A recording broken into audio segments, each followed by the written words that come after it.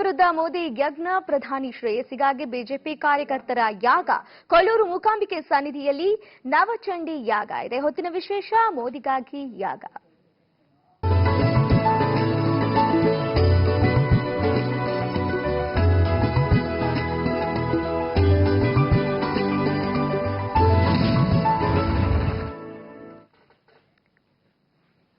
ದೇಶದ ಪ್ರಧಾನಿ ನರೇಂದ್ರ ಮೋದಿ ಬಂದ ಕಂಟಕ ದೂರವಾಗ್ತಾ ಇದ್ದಂತೆ ಕಾಳಧನಿಕರ ವಿರುದ್ಧ ಹೋರಾಟದ ಯಶಸ್ಸಿಗೆ ಮತ್ತು ಉಡುಪಿ ಜಿಲ್ಲೆಯ ಬೈಂದೂರು ಬಿಜೆಪಿ ಕಾರ್ಯಕರ್ತರಿಂದ ಕೊಲ್ಲೂರು ಮೂಕಾಂಬಿಕಾ ಸನ್ನಿಧಿಯಲ್ಲಿ ನವಚಂಡಿ ಯಾಗ ನಡೆದಿದೆ.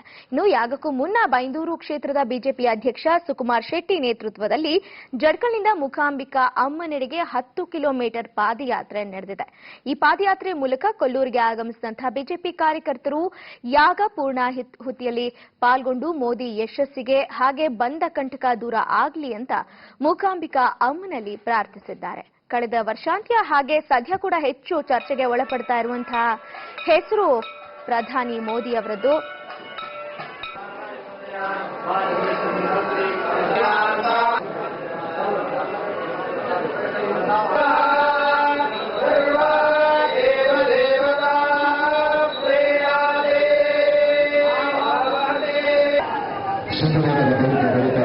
ಭವಿಷ್ಯ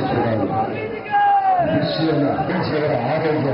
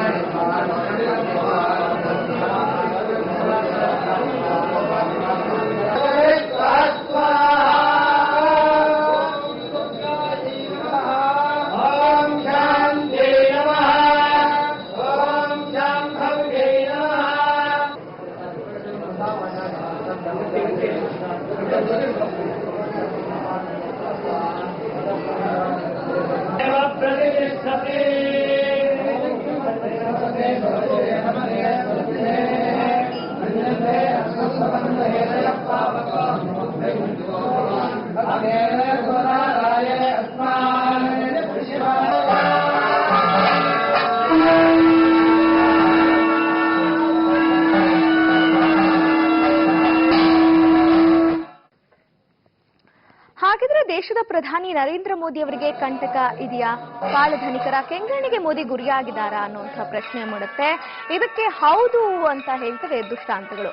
ದೇಶದೆಲ್ಲೆಡೆ ಮೋದಿ ಕಂಟಕದ ಬಗ್ಗೆ ಚರ್ಚೆ ಆಗ್ತಾ ಇರುವಂತಹ ಇಂಥ ಸಂದರ್ಭದಲ್ಲಿ ಕೊಲ್ಲೂರು ಮೂಕಾಂಬಿಕಾ ಸನ್ನಿಧಿಯಲ್ಲಿ ನವಚಂಡಿ ಯಾಗ ನಡೆದಿದೆ.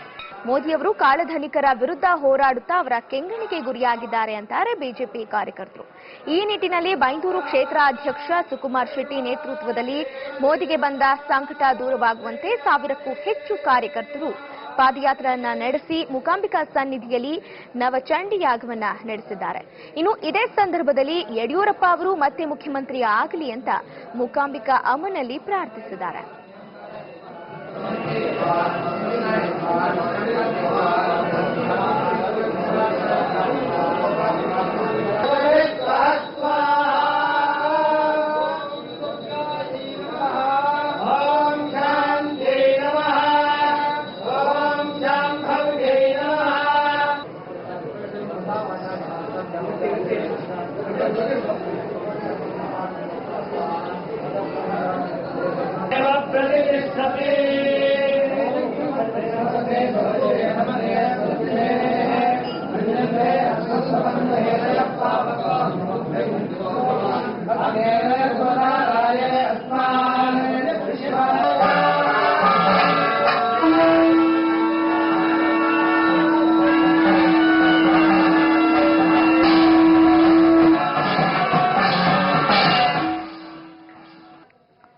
ಕೊಲ್ಲೂರು ಮೂಕಾಂಬಿಕಾ ಅಮ್ಮನವರ ಸನ್ನಿಧಿಯಲ್ಲಿ ಶತ್ರು ಸಂಹಾರಕ್ಕೆ ಚಂಡಿಕಾ ಯಾಗವನ್ನ ಮಾಡುವುದು ಮೊದಲಿನಿಂದಲೂ ಕೂಡ ನಡೆದುಕೊಂಡು ಬಂದಿರುವಂತಹ ಪದ್ಧತಿ.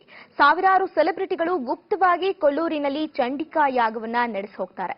ಮೋದಿ ಹೆಸರಲ್ಲಿ ನಡೆದ ನವಚಂಡಿ ಯಾಗ ಮೋದಿ ಕಂಟಕವನ್ನ ದೂರ ಮಾಡುವುದಕ್ಕಾಗಿ ಅನ್ನೋದು ಇದರಿಂದ ಬಿಂಬಿತ ಆಗ್ತಾ ಇದೆ.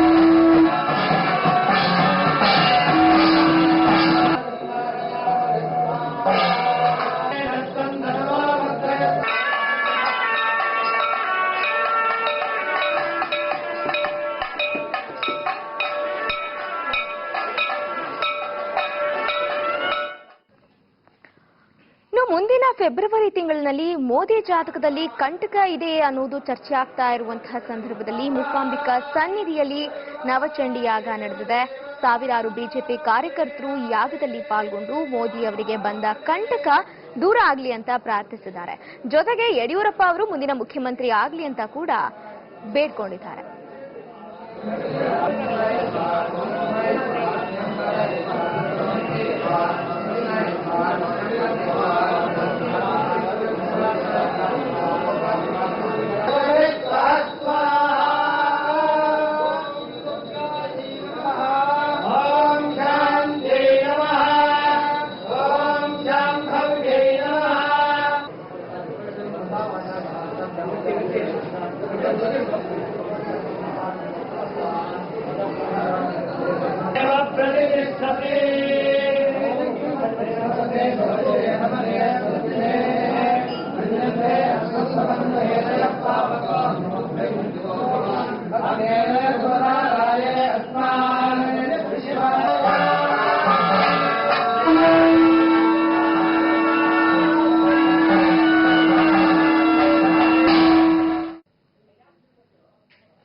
ನಿನ್ನೆ ಕೊಲ್ಲೂರಿನ ಮೂಕಾಂಬಿಕಾ ಸನ್ನಿಧಿಯಲ್ಲಿ ಈ ನವಚಂಡಿ ಯಾಗ ನಡೆದಿರುವಂತದ್ದು. ಹಾಗಿದ್ರೆ ಈ ನವಚಂಡಿ ಯಾಗದಿಂದ ನಿಜಕ್ಕೂ ಕಂಟಕ ದೂರ ಆಗತ್ತಾ? ಈ ನವಚಂಡಿ ಯಾಗವನ್ನ ಯಾವಾಗ ಮಾಡ್ತಾರೆ, ಹೇಗ್ ಮಾಡ್ತಾರೆ, ಯಾತಕ್ಕಾಗಿ ಮಾಡ್ತಾರೆ, ಇದರ ರಿಸಲ್ಟ್ಸ್ ಏನು, ಇದೆಲ್ಲದರ ಬಗ್ಗೆ ಇವತ್ತು ನಾವು ಚರ್ಚೆಯನ್ನ ಮಾಡ್ತಾ ಇದೀವಿ. ನಮ್ಮ ಜೊತೆ ಅತಿಥಿಗಳಿದ್ದಾರೆ, ಸ್ವಾಗತಿಸೋಣ. ಮೊದಲನೇದಾಗಿ ಕಾಳಿಕಾದೇವಿ ಉಪಾಸಕರು, ಆಧ್ಯಾತ್ಮಿಕ ಚಿಂತಕರಾದಂತಹ ಚಂದಾ ಪಾಂಡೆ ಅವರಿದ್ದಾರೆ. ನಮ್ಮ ಕಾರ್ಯಕ್ರಮಕ್ಕೆ ಸ್ವಾಗತ. ನಮಸ್ತೆ. ಹಾಗೆ ಸಾಕಷ್ಟು ಜನ ಇನ್ನೂ ಕೂಡ ಅತಿಥಿಗಳು ಜಾಯಿನ್ ಆಗ್ಲಿಕ್ಕಿದ್ದಾರೆ. ಮೊದಲನೇದಾಗಿ ಇವ್ರ ಹತ್ರ ಕೇಳ್ಬೇಡ. ಅಮ್ಮ, ನವಚಂಡಿ ಯಾಗ ನಡೆದಿದೆ, ಅದರಲ್ಲೂ ಕೂಡ ಮೂಕಾಂಬಿಕೆ ಸನ್ನಿಧಿಯಲ್ಲಿ ನವಚಂಡಿ ಯಾಗವನ್ನ ಮಾಡುವಂಥದ್ದು ಮೊದಲಿಂದ ಕೂಡ ಬೆಳೆದುಕೊಂಡು ಬಂದಿರುವಂತಹ ಪದ್ಧತಿ. ಇಲ್ಲಿ ಯಾಕೆ ಮಾಡ್ಲಾಗತ್ತೆ? ಅದಕ್ಕಿಂತ ಮೊದಲನೇದಾಗಿ ನವಚಂಡಿ ಯಾಗ ಹೇಗೆ ಯಾಕೆ ಮಾಡ್ತಾರೆ ಮೊದಲನೇದಾಗಿ ಅಂತ. ಇದು ನವಚಂಡಿ ಯಾಗ ಅನ್ನೋದಿದೆಯಲ್ಲಪ್ಪ, 9 ಚಂಡಿ ಅವತಾರವನ್ನ ಸೇರಿಸಿಕೊಂಡು ನವಚಂಡಿ ಯಾಗ ಅಂತ ಮಾಡುವಂಥದ್ದು. ಚಂಡಿ ಯಾಗ ಅಂತ ಇದ್ರ ಹೆಸರು. ಅದರಲ್ಲಿ ನವಚಂಡಿ, ಚಂಡಿ ಈ ತರ ಬರುತ್ತೆ. ಚಂಡಿ ಯಾಗದಲ್ಲೂ ಕೂಡ ಬೇರೆ ಬೇರೆ ರೀತಿಯ ವಿಧಗಳು ಇದೆ. ಹೌದು, ಬೇರೆ ಬೇರೆ. ಅಂದ್ರೆ ಚಂಡಿಯಲ್ಲಿ ಬರೀ ಚಂಡಿ ಅನ್ನುವಂಥದ್ದು ಒಂದು ತಗೊಂಡೆ, ಚಂಡೋಗ್ರ, ಉಗ್ರಚಂಡ, ಚಂಡೋಧರ, ಈ ತರ ಬೇರೆ ಬೇರೆ ಬೇರೆ ಚಂಡಿಯ ಅವತಾರಗಳು ಬರುತ್ತೆ. ಆ ಒಂದೊಂದು ಅವತಾರವು ಒಂದೊಂದು ಉದ್ದೇಶಕ್ಕೆ ಅಂತ ಇರುತ್ತೆ. ಆಯ್ತಾ?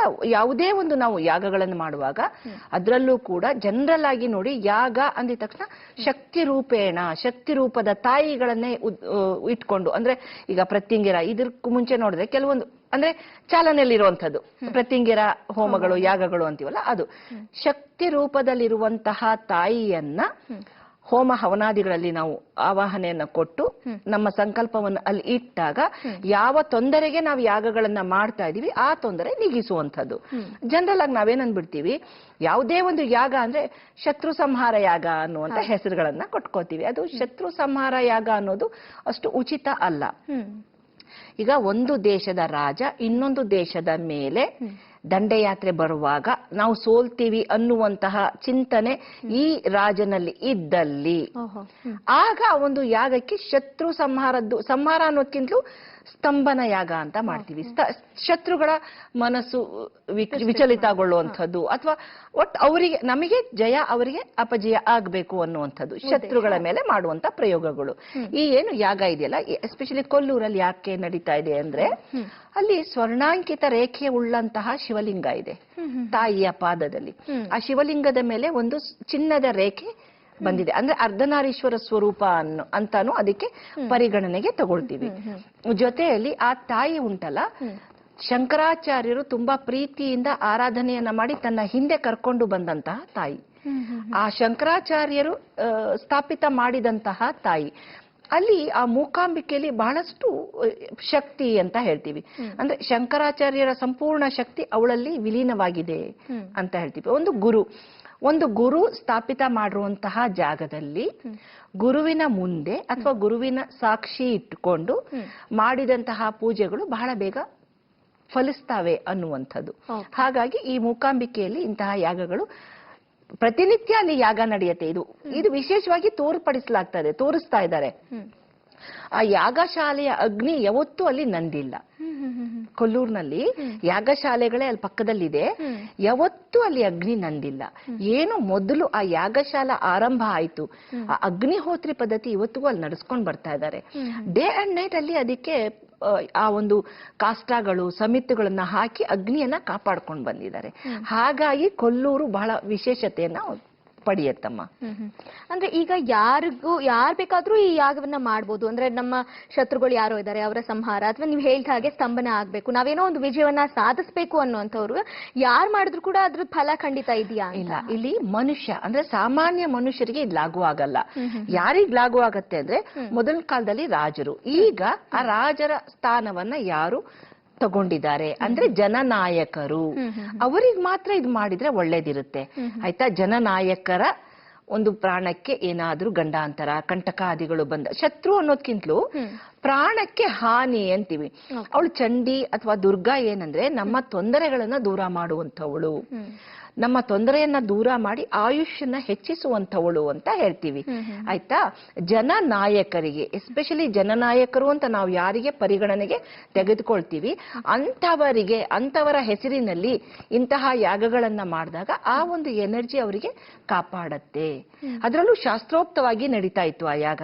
ಅಂದ್ರೆ ಪೂರ್ಣಾಹುತಿ ಕೊಡೋದಾಗಿರ್ಬೋದು, ಅವ್ರಿಗೆ ಹವಿಸುಗಳನ್ನ ಹಾಕೋದಾಗಿರ್ಬೋದು, ಅದು ನೀವು ತೋರಿಸ್ತಾ ಇದ್ರಲ್ವಾ ಶಾಸ್ತ್ರೋಕ್ತವಾಗಿ. ನೋಡಿ, ಇವಾಗ ಕೊಲ್ಲೂರು ಆ ಸ್ವಯಂ ಒಂದು ಪ್ರತಿಭೆಯ ಊರು, ಆ ಸ್ಥಳ, ಅಲ್ಲಿ ಈ ತರಹ ಶಾಸ್ತ್ರೋಕ್ತವಾಗಿ ಮಾಡಿದಾಗ 100% ಅದಕ್ಕೆ ರಿಸಲ್ಟ್ ಸಿಗುವಂಥದ್ದು. ಇಲ್ಲಿ ಏನಾಗುತ್ತೆ, ಕೆಲವೊಮ್ಮೆ ಏನಾಗುತ್ತೆ, ಯಾವುದಾದರೂ ಚಿಕ್ಕದಾದ ಲೋಪದೋಷಗಳು ನಡೆದಿದ್ದಲ್ಲಿ ಕೂಡ ಇಂತಹ ಸ್ಥಳಗಳಲ್ಲಿ ಮಾಡಿದಾಗ ಆ ಲೋಪದೋಷಗಳು ಅಲ್ಲಿ ತಗಲೋದಿಲ್ಲ. ಅದಕ್ಕೆ ತುಂಬಾ ಇಂಪಾರ್ಟೆಂಟ್ ಇಂಥ ಸ್ಥಳವನ್ನ ಆಯ್ಕೆ ಮಾಡ್ಕೊಳ್ಳುವಂಥದ್ದು. ಈ ಸ್ಥಳದ ಮಹಿಮೆ ಅದಲ್ಲಿ ಸೇರ್ಕೊಳ್ಳುತ್ತೆ ಖಂಡಿತ. ಈಗ ಏನು ವೆಸ್ಟರ್ನ್ ಘಾಟ್ ಅಂತೀವಿ ಅಥವಾ ಪಶ್ಚಿಮ ಘಟ್ಟಗಳು ಅಂತ ಹೇಳ್ತೀವಿ, ಆ ಪಶ್ಚಿಮ ಘಟ್ಟದಲ್ಲಿ ನೆಲೆಸಿರುವಂತಹ ತಾಯಿಗಳು, ಶಕ್ತಿ ಪೀಠಗಳು ಅಂತ ಏನಿದೆ, ವೆಸ್ಟರ್ನ್ ಘಾಟ್ ಪೂರ್ತಿ ತಗೊಂಡಾಗ ಆ ವೆಸ್ಟರ್ನ್ ಘಾಟ್ ಅಲ್ಲಿ ಕೆಲವೊಂದ್ ಕಡೆ ಶಕ್ತಿ ಪೀಠಗಳಿದೆ. ಇದು ಕೆಲವುದು ಗೌಪ್ಯವಾಗಿ ನಡೀತಾ ಇದೆ, ಅಂದ್ರೆ ಅದು ಬೆಳಕಿಗೆ ಅಥವಾ ಯಾವುದು ಮಾಧ್ಯಮಕ್ಕೆ ತೋರಿಸ್ತಾ ಇಲ್ಲ. ಕೆಲವೊಂದು ಆಲಯಗಳಿದೆ, ಅಲ್ಲಿನೂ ಕೂಡ ನಡೀತಾ ಇರತ್ತೆ. ಆಯ್ತಾ? ವೆಸ್ಟರ್ನ್ ಘಾಟ್ ಅಲ್ಲಿ ಬರುವಂತಹ ಪೀಠಗಳು ಅಂತ ಹೇಳ್ತೀವಿ. ವೆಸ್ಟರ್ನ್ ಘಾಟೆ ಯಾಕೆ ಅಂದ್ರೆ ಯಾವುದೇ ಒಂದು ತಾಯಿಯ ಅಂಶಗಳು ಬಿದ್ದಂತಹ ಸ್ಥಳ ಅಂತ ಹೇಳ್ತೀವಿ. ಇಲ್ಲಿ ಕೊಲ್ಲೂರಲ್ಲಿ ಬೆಟ್ಟದ ಮೇಲೆ ತ್ರಿಶೂಲ ಬಿದ್ದಿದೆ ಅಮ್ಮಂದು, ಅವರು ಹಾಕಿದಂತಹ ತ್ರಿಶೂಲ ಅಲ್ಲಿ ಇವತ್ತಿಗೂ ಇದೆ. ಆತರ ವೆಸ್ಟರ್ನ್ ಘಾಟ್ ಅಲ್ಲಿ ಸಾಕಷ್ಟು ಶಕ್ತಿಯುತ ತಾಯಿಗಳ ಒಂದು ಸ್ಥಳಗಳು ಇದೆ, ಆಲಯಗಳಿದೆ. ಅಲ್ಲಿ ಆ ಸ್ಥಳವನ್ನ ಆಯ್ಕೆ ಮಾಡ್ಕೊಳ್ತಾರೆ. ಯಾಕಂದ್ರೆ ಇದು ಕೊಲ್ಲೂರು ಎಲ್ಲ ಜನರ ಕೈಗೆ ಸಿಗುವಂತಹ ತಾಯಿ ಅಂದ್ರೆ ಪ್ಲೇಸ್. ಒಂದು ಟ್ರಾನ್ಸ್ಪೋರ್ಟ್ ಬೇಕಲ್ಲಪ್ಪ, ಹೋಗ್ಲಿಕ್ಕೆ ದಾರಿ ಬೇಕು, ಎಲ್ಲವೂ ಅನುಕೂಲವಾಗಿರುವಂತಹ ಸ್ಥಳದ ಜೊತೆಗೆ ಸ್ವರ್ಣಾಂಕಿತ ಲಿಂಗು ಇರೋದ್ರಿಂದ ಅಲ್ಲಿ ಅದು ಬಹಳ ಮಹಿಮೆ ಇರುವಂತಹದ್ದು. ಓಕೆ, ನೋಡ್ತಾ ಇದ್ದೀರಾ. ಇನ್ನು ಹಿಂದೆ ರಾಜರ ಕಾಲದಲ್ಲಿ ರಾಜನಿಗೋಸ್ಕರ ಈ ಒಂದು ಯಾಗವನ್ನ ಮಾಡ್ಲಾಗ್ತಾ ಇತ್ತು, ರಾಜರು ಮಾಡಿಸ್ತಾ ಇದ್ರು. ಆದ್ರೆ ಈಗ ದೇಶದ ಪ್ರಧಾನಿಗೆ ಮಾಡ್ಲಾಗಿದೆ. ಅಂದ್ರೆ ಜನನಾಯಕರು ಯಾರಿದ್ದಾರೆ ಅಂಥವ್ರಿಗೆ ಮಾಡಿದ್ರೆ ಇದರ ಫಲ ಖಂಡಿತ ಸಿಗುತ್ತೆ ಅನ್ನುವಂಥದ್ದು. ಅದರಲ್ಲೂ ಕೂಡ ಇಲ್ಲಿ ಯಾಕೆ ಮೂಕಾಂಬಿಕೆಯ ಸನ್ನಿಧಿಯನ್ನ ಆಯ್ಕೆ ಮಾಡ್ಕೊಳ್ಳಲಾಗಿದೆ ಅನ್ನೋದ್ರ ಬಗ್ಗೆ ಕೂಡ ಹೇಳ್ತಾ ಇದ್ರು ಅಮ್ಮಾಜಿ ಅವರು. ಈ ಬಗ್ಗೆ ಸಾಕಷ್ಟು ಚರ್ಚೆಯನ್ನ ಮಾಡೋಣ ಒಂದು ವಿರಾಮದ ಬಳಿಕ.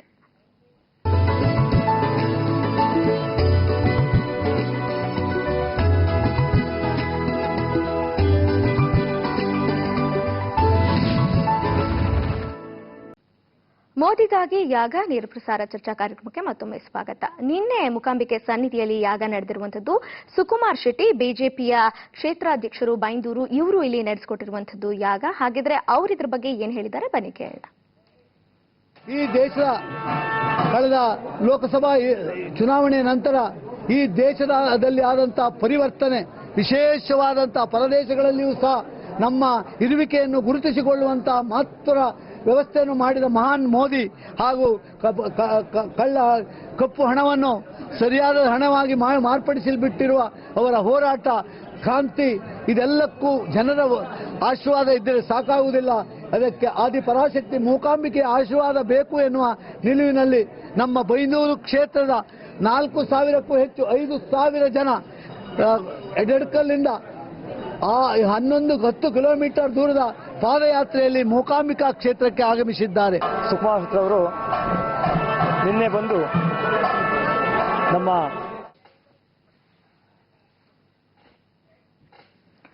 ಇದು ಇದು ಸುಕುಮಾರ್ ಶೆಟ್ಟಿ ಅವರ ಮಾತುಗಳು. ದೇಶದ ಪ್ರಧಾನಿ ಮೇಲೆ ಕಾಳಧನಿಕರ ಕಣ್ಣು ಬಿದ್ದಿದೆ, ಅವರ ಕೆಟ್ಟ ದೃಷ್ಟಿ ಬಿದ್ದಿದೆ. ಹೀಗಾಗಿ ಈ ಯಾಗವನ್ನ ನಾವು ನಡೆಸ್ತಾ ಇದ್ದೀವಿ. ಸಾಕಷ್ಟು ಚರ್ಚೆಗೆ ಒಳಪಟ್ಟಿರುವಂತಹ ಹೆಸರು ದೇಶದ ಪ್ರಧಾನಿ ಮೋದಿ ಅವರದು. ಹೀಗಾಗಿ ಅವರಿಗೆ ಒಳ್ಳೇದಾಗ್ಲಿ ಅಂತ ಸುಕುಮಾರ್ ಶೆಟ್ಟಿ ಅವರ ನೇತೃತ್ವದಲ್ಲಿ ಯಾಗ ನಡೆದಿದೆ. ನಾವು ನೋಡ್ತಾ ಇರಬಹುದು, ನಿನ್ನೆ ಮೂಕಾಂಬಿಕೆ ಸನ್ನಿಧಿಯಲ್ಲಿ ಯಾಗ ನಡೆದಿದೆ. ಅಲ್ಲಿ ಸುಕುಮಾರ್ ಶೆಟ್ಟಿ ಅವರ ನೇತೃತ್ವವನ್ನ ವಹಿಸಿರುವಂತದ್ದು, ಅವರೇ ಯಾಗವನ್ನ ನಡೆಸ್ತಾ ಇದ್ದಾರೆ. ತುಂಬಾ ಶಾಸ್ತ್ರೋಕ್ತವಾಗಿ, ಶಾಸ್ತ್ರಬದ್ಧವಾಗಿ ನವಚಂಡಿ ಯಾಗವನ್ನ ಅಲ್ಲಿ ನಡೆಸಲಾಗಿದೆ.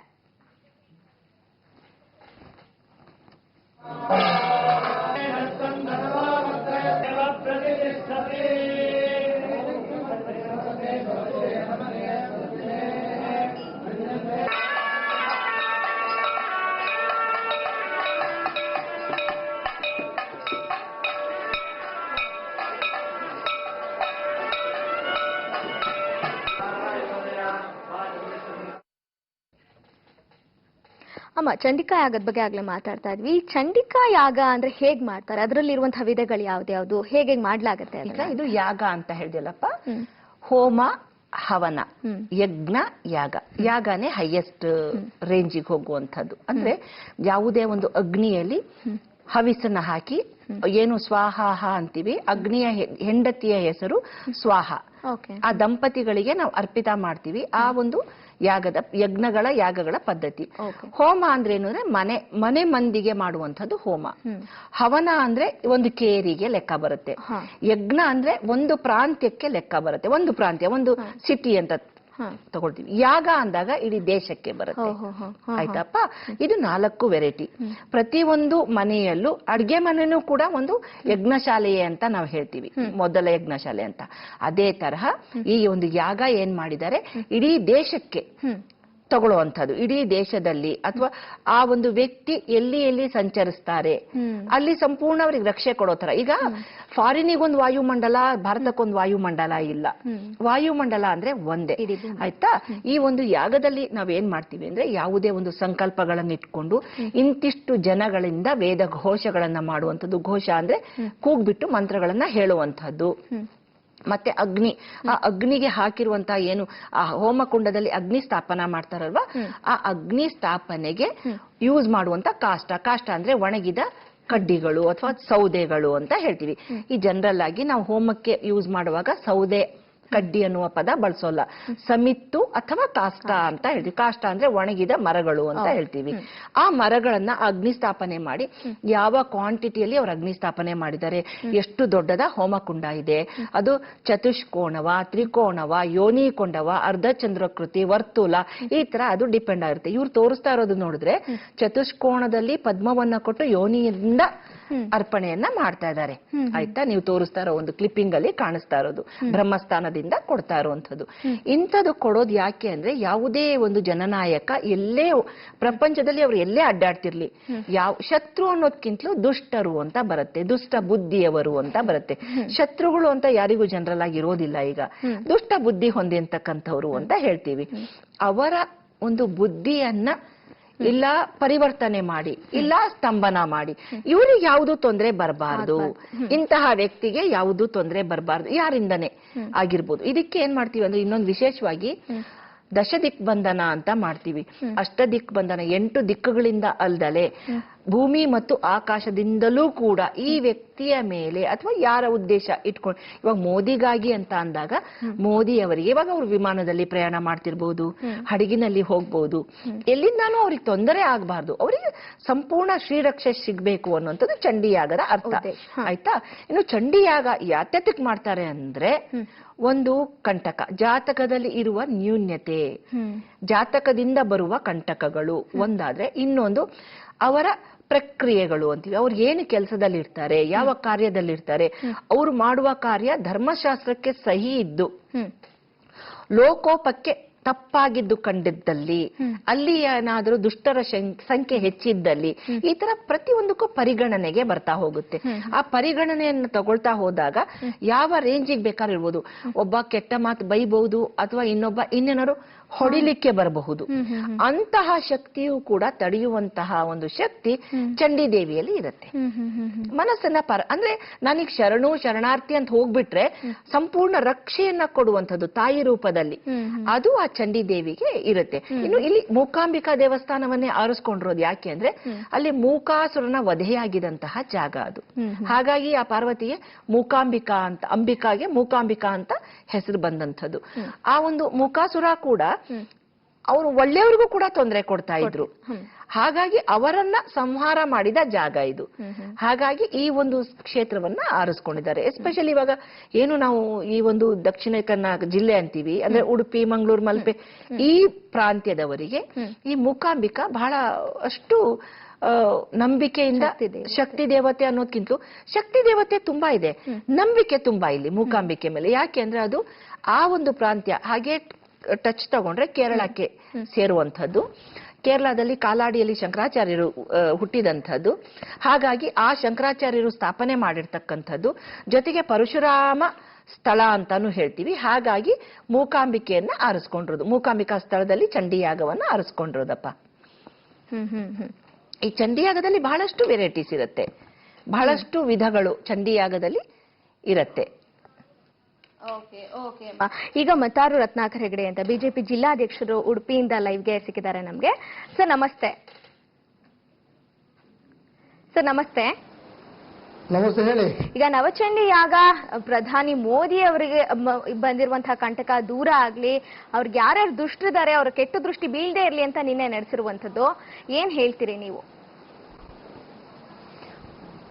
ದೇಶದ ಪ್ರಧಾನಿಯಾಗಿರುವ ನರೇಂದ್ರ ಮೋದಿಜಿಯವರು ತಾನು ಪ್ರಧಾನಿಯಾಗಿ ಆಯ್ಕೆಯಾದ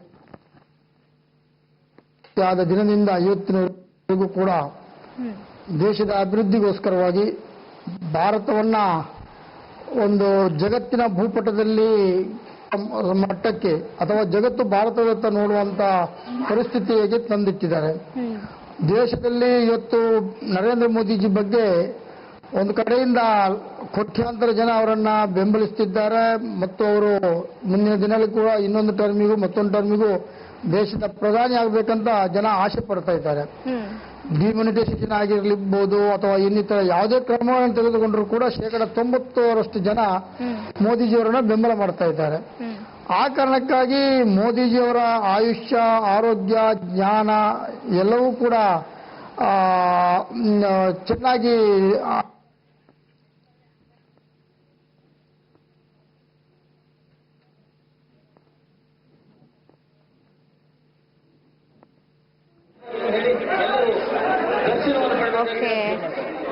ಓಕೆ, ಧನ್ಯವಾದ ಸರ್ ಮಾತನಾಡಿದಕ್ಕಾಗಿ. ಒಟ್ಟಾರೆ ಅಮ್ಮ ಹೇಳಿದ ಹಾಗೆ ಎಲ್ಲ ಬಿಜೆಪಿ ಕಾರ್ಯಕರ್ತರು ಕೂಡ ಅದೇ ಇವಾಗ ಕಂಟಕ ಬರಬಹುದು ಅಥವಾ ಮುಂದೆ ಅವ್ರು ಹೇಳ್ತಾ ಇರೋ ಹಾಗೆ ಮೋದಿ ಜಾತಕದಲ್ಲಿ ಫೆಬ್ರವರಿಯಲ್ಲಿ ಕಂಟಕ ಇದೆ ಅನ್ನುವಂಥದ್ದನ್ನ ಹೇಳ್ತಾ ಇದ್ದಾರೆ. ಈ ಕಂಟಕ ಬರೋದಕ್ಕೂ ಇವಾಗ ಮಾಡುವಂತಹ ಯಾಗಕ್ಕೂ ಅದು ಎಫೆಕ್ಟ್ ಹೇಗಾಗತ್ತೆ? ಸಾಮಾನ್ಯವಾಗಿ ಯಾಗ ಹೋಮ ಹವನ ಅಂದ್ರೆ ಕೂತು ಎದುರುಗಡೆ ಮಾಡ್ತಾರೆ ಅನ್ನುವಂಥದ್ದು. ಎಲ್ಲೋ ಇರುವಂತಹ ಪ್ರಧಾನಿಗೆ ಇಲ್ಲಿ ಮಾಡುವಂತಹ ಯಾಗ ನಿಜಕ್ಕೂ ಎಫೆಕ್ಟ್ ಆಗತ್ತಾ, ಅದ್ರ ರಕ್ಷೆಯನ್ನ ನೀಡುತ್ತಾ ಅನ್ನುವಂಥದ್ದು ಸಹಜವಾಗಿ ಹೇಳುತ್ತೆ. ಖಂಡಿತ ಇಲ್ಲೇನಾಗುತ್ತೆ, ಫೆಬ್ರವರಿಯಲ್ಲಿ ಕಂಟಕ ಅಂದ್ರೆ ಅವ್ರ ಜಾತಕ ಯಾರು ನೋಡಿದ್ದಾರೆ ನನಗೆ ಗೊತ್ತಿಲ್ಲ, ಆದರೆ ಅವರ ಒಂದು ಹಿತಾಸಕ್ತಿಯಿಂದ ಅವರಿಗೆ ಒಳ್ಳೇದಾಗ್ಬೇಕನ್ನುವ ದೃಷ್ಟಿಯಿಂದ ಮಾಡಿರುವಂತಹ ಯಾಗ. ನೀವು ಪ್ರಪಂಚದ ಯಾವುದೇ ಮೂಲೆಯಲ್ಲಿ, ಭಾರತ ಅಂತ ಅಲ್ಲ, ನೀವು ಫಾರಿನ್ ಕಂಟ್ರೀಸ್ ಅಂತ ತಗೊಂಡಾಗ್ಲೂ ಕೂಡ ಪ್ರಪಂಚದ ಯಾವುದೇ ಮೂಲೆಯಲ್ಲಿ ಯಾಗಗಳನ್ನ ನಡೆಸಿದಾಗ ಅದರ ಸತ್ಪರಿಣಾಮ, ಅದರ ಪ್ರತಿಫಲ ಖಂಡಿತ ಸಿಗತ್ತೆ. ಯಾಕೆ ಅಂದ್ರೆ ಒಂದು ಘೋಷಗಳು, ಶಬ್ದ ತರಂಗಗಳು ಡೈರೆಕ್ಟ್ ಆಗಿ ಓಝೋನ್ ಲೇಯರ್ ತನಕನೂ ಹೋಗುತ್ತೆ ಅಂತ ಹೇಳ್ತೀವಿ, ಆಯ್ತಾ? ಶಬ್ದ ತರಂಗಗಳು ಭೂಮಿ ಹುಟ್ಟಿದಾಗಿಂದ ಇದು ಆಧ್ಯಾತ್ಮದಲ್ಲಿರುವವರು ನಂಬುವಂತಹದ್ದು, ನಂಬಿಕೆ ಇಟ್ಕೊಂಡಿರುವಂತಹದ್ದು. ಇತ್ತೀಚೆಗೆ ಕೆಲವೊಂದು ವಿಜ್ಞಾನಿಗಳು ಕೂಡ ಇದನ್ನ ನಂಬ್ತಾ ಇರುವಂತಹದ್ದು. ಭೂಮಿ ಹುಟ್ಟಿದಾಗಿಂದ ಎಷ್ಟು ಶಬ್ದ ತರಂಗಗಳು ಹೊರಟಿದೆ, ಅದ್ಯಾವುದೋ ಲಾಸ್ ಆಗಿಲ್ಲ, ಸ್ಟೋರೇಜ್ ಆಗಿರತ್ತೆ ಕಾಸ್ಮಿಕ್ ನಲ್ಲಿ ಅಂತ ಹೇಳ್ತೀವಿ. ಅಂದ್ರೆ ಬಾಹ್ಯಾಕಾಶದಲ್ಲಿ ಸ್ಟೋರೇಜ್ ಆಗಿರತ್ತೆ, ಅದು ವಾಯುಮಂಡಲದ ಜೊತೆ ಸುತ್ತುತ್ತಾ ಇರತ್ತೆ ಅಂತ ಹೇಳ್ತೀವಿ. ಹಾಗೆ ಸುತ್ತುವಾಗ ಆ ಒಂದು ವ್ಯಕ್ತಿ ದೇಶ ನಾನು ಅಂದ್ರೆ ಈ ಭೂಮಂಡಲ, ದೇಶ ಒಂದೇ ಅಲ್ಲ, ಭೂಮಂಡಲದ ಯಾವುದೇ ಕೊನೆಯಲ್ಲೋ ತುದಿಯಲ್ಲಿ ಇದ್ರೂ ಕೂಡ ಆ ಒಂದು ರಕ್ಷೆ ಖಂಡಿತ ಅವರಿಗೆ ಸಿಗತ್ತೆ. ಹಾಗಾಗಿನೇ ಈ ವೇದಘೋಷಗಳ ಜೊತೆಗೆ ಆ ಶಬ್ದ ತರಂಗಗಳು ಮೇಲಕ್ಕೆ ಹೋಗ್ಬೇಕಲ್ವಾ, ಆ ಪೂರ್ಣಾಹುತಿಯನ್ನ ಹಾಕುವ ಉದ್ದೇಶವೂ ಅದೇ. ಆ ಒಂದು ಧೂಮ್ರ ಏನ್ ಹೊರಡತ್ತೆ, ಹೊಗೆ ಅಂತ ಹೇಳ್ತಾರಲ್ವಾ, ಧೂಮ್ರ ಅಂತೀವಿ ಅದಕ್ಕೆ. ಆ ಧೂಮ್ರ ಹೊರಟತ್ತಲ್ವಾ, ಅದರ ಜೊತೆಗೆ ಅದು ಲಿಫ್ಟ್ ಮಾಡತ್ತೆ. ಈಗ ಹೇಗೆ ನೀರು ಆವಿಯಾಗಿ ಮೋಡವಾಗಿ ಮಳೆ ಬರ್ಸತ್ತೆ ಅಂದ್ರೆ ಆ ಲಿಫ್ಟ್ ಮಾಡ್ಕೊಂಡು ಹೋಗುತ್ತಲ್ವಾ, ಆವಿ ಅಂದ್ರೆ ಹೊಗೆ, ಆವಿಯಾಗಿ ಹೋಗುವಂಥದ್ದು. ಅದೇ ತರಹ ಈ ಹೋಮಗಳಲ್ಲಿ, ಯಜ್ಞ ಯಾಗಾದಿಗಳಲ್ಲಿ ಹಾಕಿದಂತಹ ಪದಾರ್ಥಗಳು ಭಸ್ಮವಾಗಿ ಅದರ ಜೊತೆಗೆ ಧೂಮ್ರವಾಗಿ ಮೇಲೆ ಕೇಳುತ್ತಲ್ಲ, ಅದರ ಜೊತೆಗೆ ಶಬ್ದ ತರಂಗಗಳು ಕೂಡ ಕಾಸ್ಮಿಕ್ ಎನರ್ಜಿಗೆ ಹೋಗಿ ಸೇರುತ್ತೆ. 100% ಎಫೆಕ್ಟ್ ಆಗುತ್ತೆ, ಗುಡ್ ಎಫೆಕ್ಟ್ ಸಿಗತ್ತೆ. ಓಕೆ, ಮತ್ತಾರು ರತ್ನಾಕರ್ ಹೆಗ್ಡೆ ಅವರು ಮಾತನಾಡ್ತಿದ್ರು. ಸರ್ ಹೇಳ್ತಾ ಇದ್ರಿ ಇದರಿಂದ ಒಳ್ಳೇದಾಗ್ಲಿ ಅಂತ. ಏನ್ ಕೇಳ್ಕೊಳ್ತೀರಾ ಈ ಮೂಲಕ? ನವಚಂಡಿ ಯಾಗವನ್ನ ಈಗ ನಡೆಸಿ ಆಗಿದೆ, ಈ ಮೂಲಕ ದೇವರಲ್ಲಿ ಏನ್ ಕೇಳ್ಕೊಳ್ತಾ ಇದ್ದಾರೆ ಎಲ್ಲ ಬಿಜೆಪಿ ಕಾರ್ಯಕರ್ತರು ಅಂತ? ಸಹಸ್ರಾರು ಜನ ಕಾರ್ಯಕರ್ತರು ನಿನ್ನೆ ಪೂರ್ಣಾವತಿ ಸಂದರ್ಭದಲ್ಲಿ ತಾಯಿ ಮೂಕಾಂಬಿಕೆಯಲ್ಲಿ ಪ್ರಾರ್ಥನೆ ಮಾಡಿದ್ದು, ದೇಶಕ್ಕೆ ಸಮರ್ಥವಾದ ನಾಯಕತ್ವವನ್ನು ಒಂದು ಶಕ್ತಿ ಚೈತನ್ಯವನ್ನ ಪ್ರಧಾನಿ ಮೋದಿಜಿಯವರಿಗೆ ನೀಡಲಿ, ಮುಂದಿನ ಅನೇಕ ಇನ್ನೂ ದಶಕಗಳ ಕಾಲದಷ್ಟು ಅವರು ದೇಶಕ್ಕೆ ನೇತೃತ್ವವನ್ನು ಕೊಡುವಂತಾಗಲಿ, ತನ್ಮೂಲಕ ಭಾರತ ಬಲಿಷ್ಠ ರಾಷ್ಟ್ರವಾಗಿ ಮೂಡಿ ಬರಲಿ, ಆರ್ಥಿಕತೆ ಕೂಡ ಸುಧಾರಣೆ ಆಗಲಿ, ಸಮಾಜದಲ್ಲಿ ಎಲ್ಲರಿಗೂ ಸಮಬಾಳು ಎಂಬಂತೆ ಕಟ್ಟಕಡೆಯ ಸಮಾಜದ ದಟ್ಟ ದರಿದ್ರನು ಕೂಡ ಸಮಾಜದ ಮುಖ್ಯವಾಹಿನಿಗೆ ಬರುವಂತಾಗಲಿ ಮೋದಿಜಿಯವರ ಒಂದು ಆಡಳಿತ ವೈಖರಿಯಿಂದಾಗಿ ಅಂತ ಹೇಳಿ ನಾವೆಲ್ಲ ದೇವರಲ್ಲಿ ಪ್ರಾರ್ಥನೆಯನ್ನ ಮಾಡಿದ್ದೇವೆ. ಅದರೊಟ್ಟಿಗೆ ಯಡಿಯೂರಪ್ಪನವರ ಬಗ್ಗೆ ಕೂಡ ಈ ರಾಜ್ಯದಲ್ಲಿ ಅವರು ಮುಖ್ಯಮಂತ್ರಿ ಆಗಬೇಕು, ಮುಂದಿನ ಮುಖ್ಯಮಂತ್ರಿ ಆಗಬೇಕು, ಸಮರ್ಥವಾದ ನಾಯಕತ್ವವನ್ನು ಕೊಡಬೇಕು, ರಾಜ್ಯವನ್ನು ಕೂಡ ಈಗಿನ ಅನಾಹುತಗಳಿಂದ ಅವರು ಪಾರು ಮಾಡಬೇಕಂತ ಹೇಳಿ ಅವರಿಗೂ ಆಯುಷ್ಯ ಆರೋಗ್ಯವನ್ನು ಕೋರಿ ನಿನ್ನೆ ಸಂಕಲ್ಪವನ್ನು ಮಾಡಲಾಗಿದೆ. ಓಕೆ ಸರ್, ಇನ್ನು ಮುಂದಿನ ಫೆಬ್ರವರಿಯಲ್ಲಿ ಮೋದಿಯವರ ಜಾತಕದಲ್ಲಿ ಕಂಟಕ ಇದೆ ಅನ್ನುವಂಥ ವಿಷಯ ಚರ್ಚೆ ಆಗ್ತಾ ಇದೆ. ಮತ್ತೆ ಏನಾದ್ರೂ ಯಾಗಗಳನ್ನ ನಡೆಸಬಹುದಾ? ಈಗಾಗಲೇ ಮೋದಿ ಅವರು ಒಂದ್ ಕಡೆ ಹೇಳ್ಕೊಂಡಿದ್ರು, ನನಗೆ ಜೀವ ಬೆದರಿಕೆ ಇದೆ, ನನಗೆ ಹೆದರಿಸ್ತಾರೆ, ಈ ರೀತಿ ಮಾತನಾಡ್ತಾ ಇದ್ರು ಭಾಷಣದ ಮೂಲಕ. ನಿಮಗೆ ನಿಜವಾಗ್ಲೂ ಅನ್ಸುತ್ತಾ ಏನಾದ್ರೂ ಕೆಟ್ಟದಾಗಬಹುದು ಅಥವಾ ಈ ರೀತಿ ಏನಾದ್ರೂ ಅನ್ಸುತ್ತಾ ಅಂತ? ಇಲ್ಲ, ಭಾರತ ಮಾತೆಯಲ್ಲಿ ನಾವೆಲ್ಲ ವಿಶ್ವಾಸ ಇಟ್ಟಿದ್ದೇವೆ. ಆದ್ರೆ ತಾವೆಲ್ಲ ಗೊತ್ತುಂಟು, ಒಳ್ಳೆ ಕೆಲಸ ಮಾಡುವವರಿಗೆ ಯಾವ ಮರದಲ್ಲಿ ಹಣ್ಣುಗಳಿರ್ತಾವೋ ಆ ಮರಕ್ಕೆ ಕಲ್ಲನ್ನು ಬಿಸಾಡ್ತಾರೆ. ಹಾಗೆ ಒಳ್ಳೆ ಕೆಲಸ ಮಾಡುವವರಿಗೆ ದಕ್ಷವಾದ ಆಡಳಿತವನ್ನು ಕೊಡುವವರಿಗೆ ಅದಷ್ಟು ಬೆದರಿಕೆಗಳು ಇದ್ದೇ ಇದ್ದೆ. ಇವತ್ತು ನಾವು ಪ್ರಪಂಚದಾದ್ಯಂತ ಭಯೋತ್ಪಾದನೆ ಚಟುವಟಿಕೆಗಳನ್ನ ನೋಡ್ತಾ ಇದ್ದೇವೆ. ಅದನ್ನ ಮಟ್ಟ ಹಾಕಲಿಕ್ಕೆ ಇವತ್ತು ಇನ್ನೂ ಕೂಡ ನಮ್ಮಿಂದ ಪೂರ್ಣ ಸಾಧ್ಯ ಆಗಿಲ್ಲ. ಭಾರತ ಇವತ್ತು ಸ್ವಲ್ಪ ಮಟ್ಟಿಗಾದ್ರೂ ಅದನ್ನ ನಿಗ್ರಹ ಮಾಡುವ ಪ್ರಯತ್ನವನ್ನು ಮಾಡ್ತಾ ಇರುವಾಗ ಯಾರು ಮುಂಚೂಣಿಯಲ್ಲಿ ಇರ್ತಾರೆ ಅವರಿಗೆ ಅಪಾಯಗಳು ಖಂಡಿತ. ಆ ಬಗ್ಗೆ ನಾವು ಅವರಿಗೆ ವ್ಯವಸ್ಥೆಯನ್ನ ಮಾಡಬೇಕು. ಆದ್ರೆ ಏನಂದ್ರೆ ಏನೋ ವ್ಯವಸ್ಥೆಗಳಿದ್ರು ಕೂಡ ನಾವೆಲ್ಲ ದೇವರ ಮೇಲೆ ನಂಬಿಕೆ ಇಟ್ಟೇವರು. ದೇವರ ಭಯ ಜ್ಞಾನದ ಆರಂಭ ಎಂಬಂತೆ ದೇವರಲ್ಲಿ ವಿಶ್ವಾಸವನ್ನು ಇಟ್ಟರೆ, ದೇವರನ್ನ ರಕ್ಷಣೆ ಮಾಡಿದ್ರೆ ಅದರಿಂದ ಯಾರು ಕೂಡ ಬೇರೆ ರಕ್ಷಣೆ ಮಾಡುವಂತಿಲ್ಲ. ಹಾಗಾಗಿ ದೇವರಲ್ಲಿ ಮೊರೆ ಹೋಗ್ತೇವೆ. ಇಂತಹ ಅಪಾಯಗಳಿಂದ, ಇಂತಹ ದುಷ್ಟ ಶಕ್ತಿಗಳಿಂದ ಪ್ರಧಾನಿಯವರನ್ನು ನಮ್ಮ ಪಾರು ಮಾಡಿ ಅಂತ ಹೇಳಿ ಮತ್ತೆ ನಮಗೆ ಅದರಲ್ಲಿ ವಿಶ್ವಾಸ ಕೂಡ ಉಂಟು. ಓಕೆ ಓಕೆ, ಮತ್ತೆ ನಾನು ನಿಮ್ಮನ್ನ ಮಾತನಾಡಿಸ್ತೀನಿ ಸರ್. ಧನ್ಯವಾದ ಮಾತನಾಡಿದ. ಒಂದು ಪುಟ್ಟ ವಿರಾಮ ತಗೊಳ್ಳೋಣ. ವಿರಾಮದ ನಂತರ ಕಾರ್ಯಕ್ರಮ ಮತ್ತೆ ಮುಂದುವರಿಯುತ್ತೆ.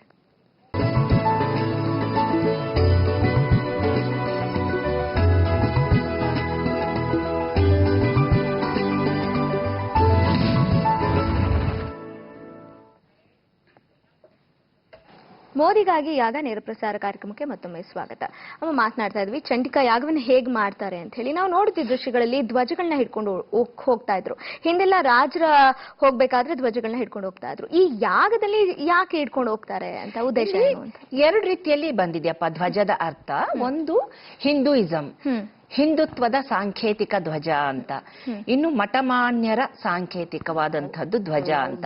ಇಲ್ಲಿ ನಾವು ನೋಡ್ತಾ ಇದೀವಲ್ಲಪ್ಪ, ಅದು ಎರಡು ಮೂಲೆ ಇರುತ್ತೆ ಹೀಗೆ, ಅಂದ್ರೆ ಉಲ್ಟಾ ಎಂ ತರ ಎರಡು ಮೂತಿಯ ಧ್ವಜಗಳನ್ನು ಹಿಡಿತಾರೆ. ಜನರಲ್ ಆಗೋದು ಶ್ರೀರಾಮ ಮತ್ತು ಹನುಮ ಎಲ್ಲಿ ರೆಪ್ರೆಸೆಂಟ್ ಮಾಡ್ತಾರೋ ಅಂತ ಕಡೆ ಆ ಒಂದು ಧ್ವಜವನ್ನ ನಾವು ಜನರಲ್ ಆಗಿ ನೋಡ್ತೀವಿ.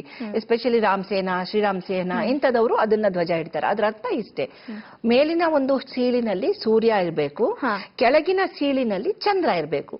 ಅಂದ್ರೆ ಸೂರ್ಯ ಮತ್ತು ಚಂದ್ರನನ್ನ ಸಾಕ್ಷಿಯಾಗಿಟ್ಕೊಂಡು, ಸೂರ್ಯ ಮತ್ತು ಚಂದ್ರ ಇರುವ ತನಕ ನಮ್ಮ ಜನನಾಯಕ ಅಥವಾ ನಾವು ಯಾರನ್ನ ಉದ್ದೇಶಿಸಿಕೊಂಡು ಹಿಂಬಾಲಿಸ್ಕೊಂಡು ಹೋಗ್ತೀವಿ ಅಥವಾ ಯಾರ ಒಂದು ನೇತೃತ್ವದಲ್ಲಿ ಹೋಗ್ತೀವಿ, ಆ ವ್ಯಕ್ತಿಯ ಶ್ರೇಯಸ್ಸು ಮತ್ತು ಯಶಸ್ಸು. ಶ್ರೇಯಸ್ಸು ಅಂದ್ರೆ ಆಯುಷ್ಯಕ್ಕೆ ಸೇರುತ್ತೆ, ಯಶಸ್ಸು ಅಂದ್ರೆ ಅವರ ಸಕ್ಸಸ್ಸಿಗೆ ಸೇರುತ್ತೆ. ಆ ಶ್ರೇಯಸ್ಸು ಮತ್ತು ಯಶಸ್ಸಿಗೋಸ್ಕರ ನಾವ್ ಇಂತಹದನ್ನ ಕಾರ್ಯದಲ್ಲಿ ತರ್ತಾ ಇದೀವಿ, ಕಾರ್ಯನಿಮಿತ್ತಂ ತಗೊಳ್ತಾ ಇದೀವಿ ಅನ್ನುವಂತ ಸಾಂಕೇತಿಕವಾಗಿರುತ್ತೆ ಒಂದು. ಎರಡನೇದು, ಯಾವುದೇ ಒಂದು ದೇವರಿಗೆ, ಚಂಡಿ ಅಂತ ಅಂದಾಗ ಅವಳು ಉಗ್ರ ದೇವತಾ ಅಂತ ಹೇಳ್ತೀವಿ, ಕೋಪಿಸ್ಟೆ ಅಂತ ಹೇಳ್ತೀವಿ, ಅವಳು ಯಾವುದೇ ಲೋಪದೋಷಗಳು ಆಗಬಾರ್ದು, ಸಹಿಸೋಲ್ಲ ಅವಳು ಅಂತೀವಿ. ಆಗ ಈ ಒಂದು ಧ್ವಜವನ್ನ ಹಿಡಿದು ಮಕ್ಕಳ ತರಹ ಅವಳ ಹಿಂದೆ ಹೋಗುವಂಥದ್ದು ಏನು, ಎಲ್ಲೋ ಒಂದು ಕಡೆ ಪ್ರತಿಯೊಬ್ರು 100% ಸರಿ ಅಂತ ಹೇಳಲಿಕ್ಕೆ ಬರೋದಿಲ್ಲ ಪ್ರಪಂಚದಲ್ಲಿ. ಎಲ್ಲೋ ಲೋಪದೋಷ ಆದಾಗ ತಾಯಿ ನಮ್ಮನ್ನ ಸಂರಕ್ಷಿಸು, ನಿನ್ನ ಛತ್ರಛಾಯ ಅಂತೀವಿ. ಛತ್ರಛಾಯ ಅಂದ್ರೆ ಸೆರಗಿನ ನೆರಳು ಅಂತ, ಆಯ್ತಾ? ಆ ನೆರಳು ಅನ್ನೋ ರೀತಿಯಲ್ಲಿ ಅದನ್ನ ಹಿಡ್ಕೊಳ್ಳುವಂತಹದ್ದು. ಅದೊಂದು ತಾಯಿ ಮಕ್ಕಳ ಮಾಧುರ್ಯವನ್ನ ಸಾರುವಂತಹ ಸಾಂಕೇತಿಕ. ಇದು ಸಾಕಷ್ಟು ಜನರಿಗೆ ಗೊತ್ತಿಲ್ಲ. ಈ ಉದ್ದೇಶ ಇದು, ಈ ರೀತಿ ಓಕೆ ಅಮ್ಮ. ರತ್ನಾಕರ್ ಹೆಗಡೆ ಅವರು ಮಾತನಾಡ್ತಾ ಇದ್ರು.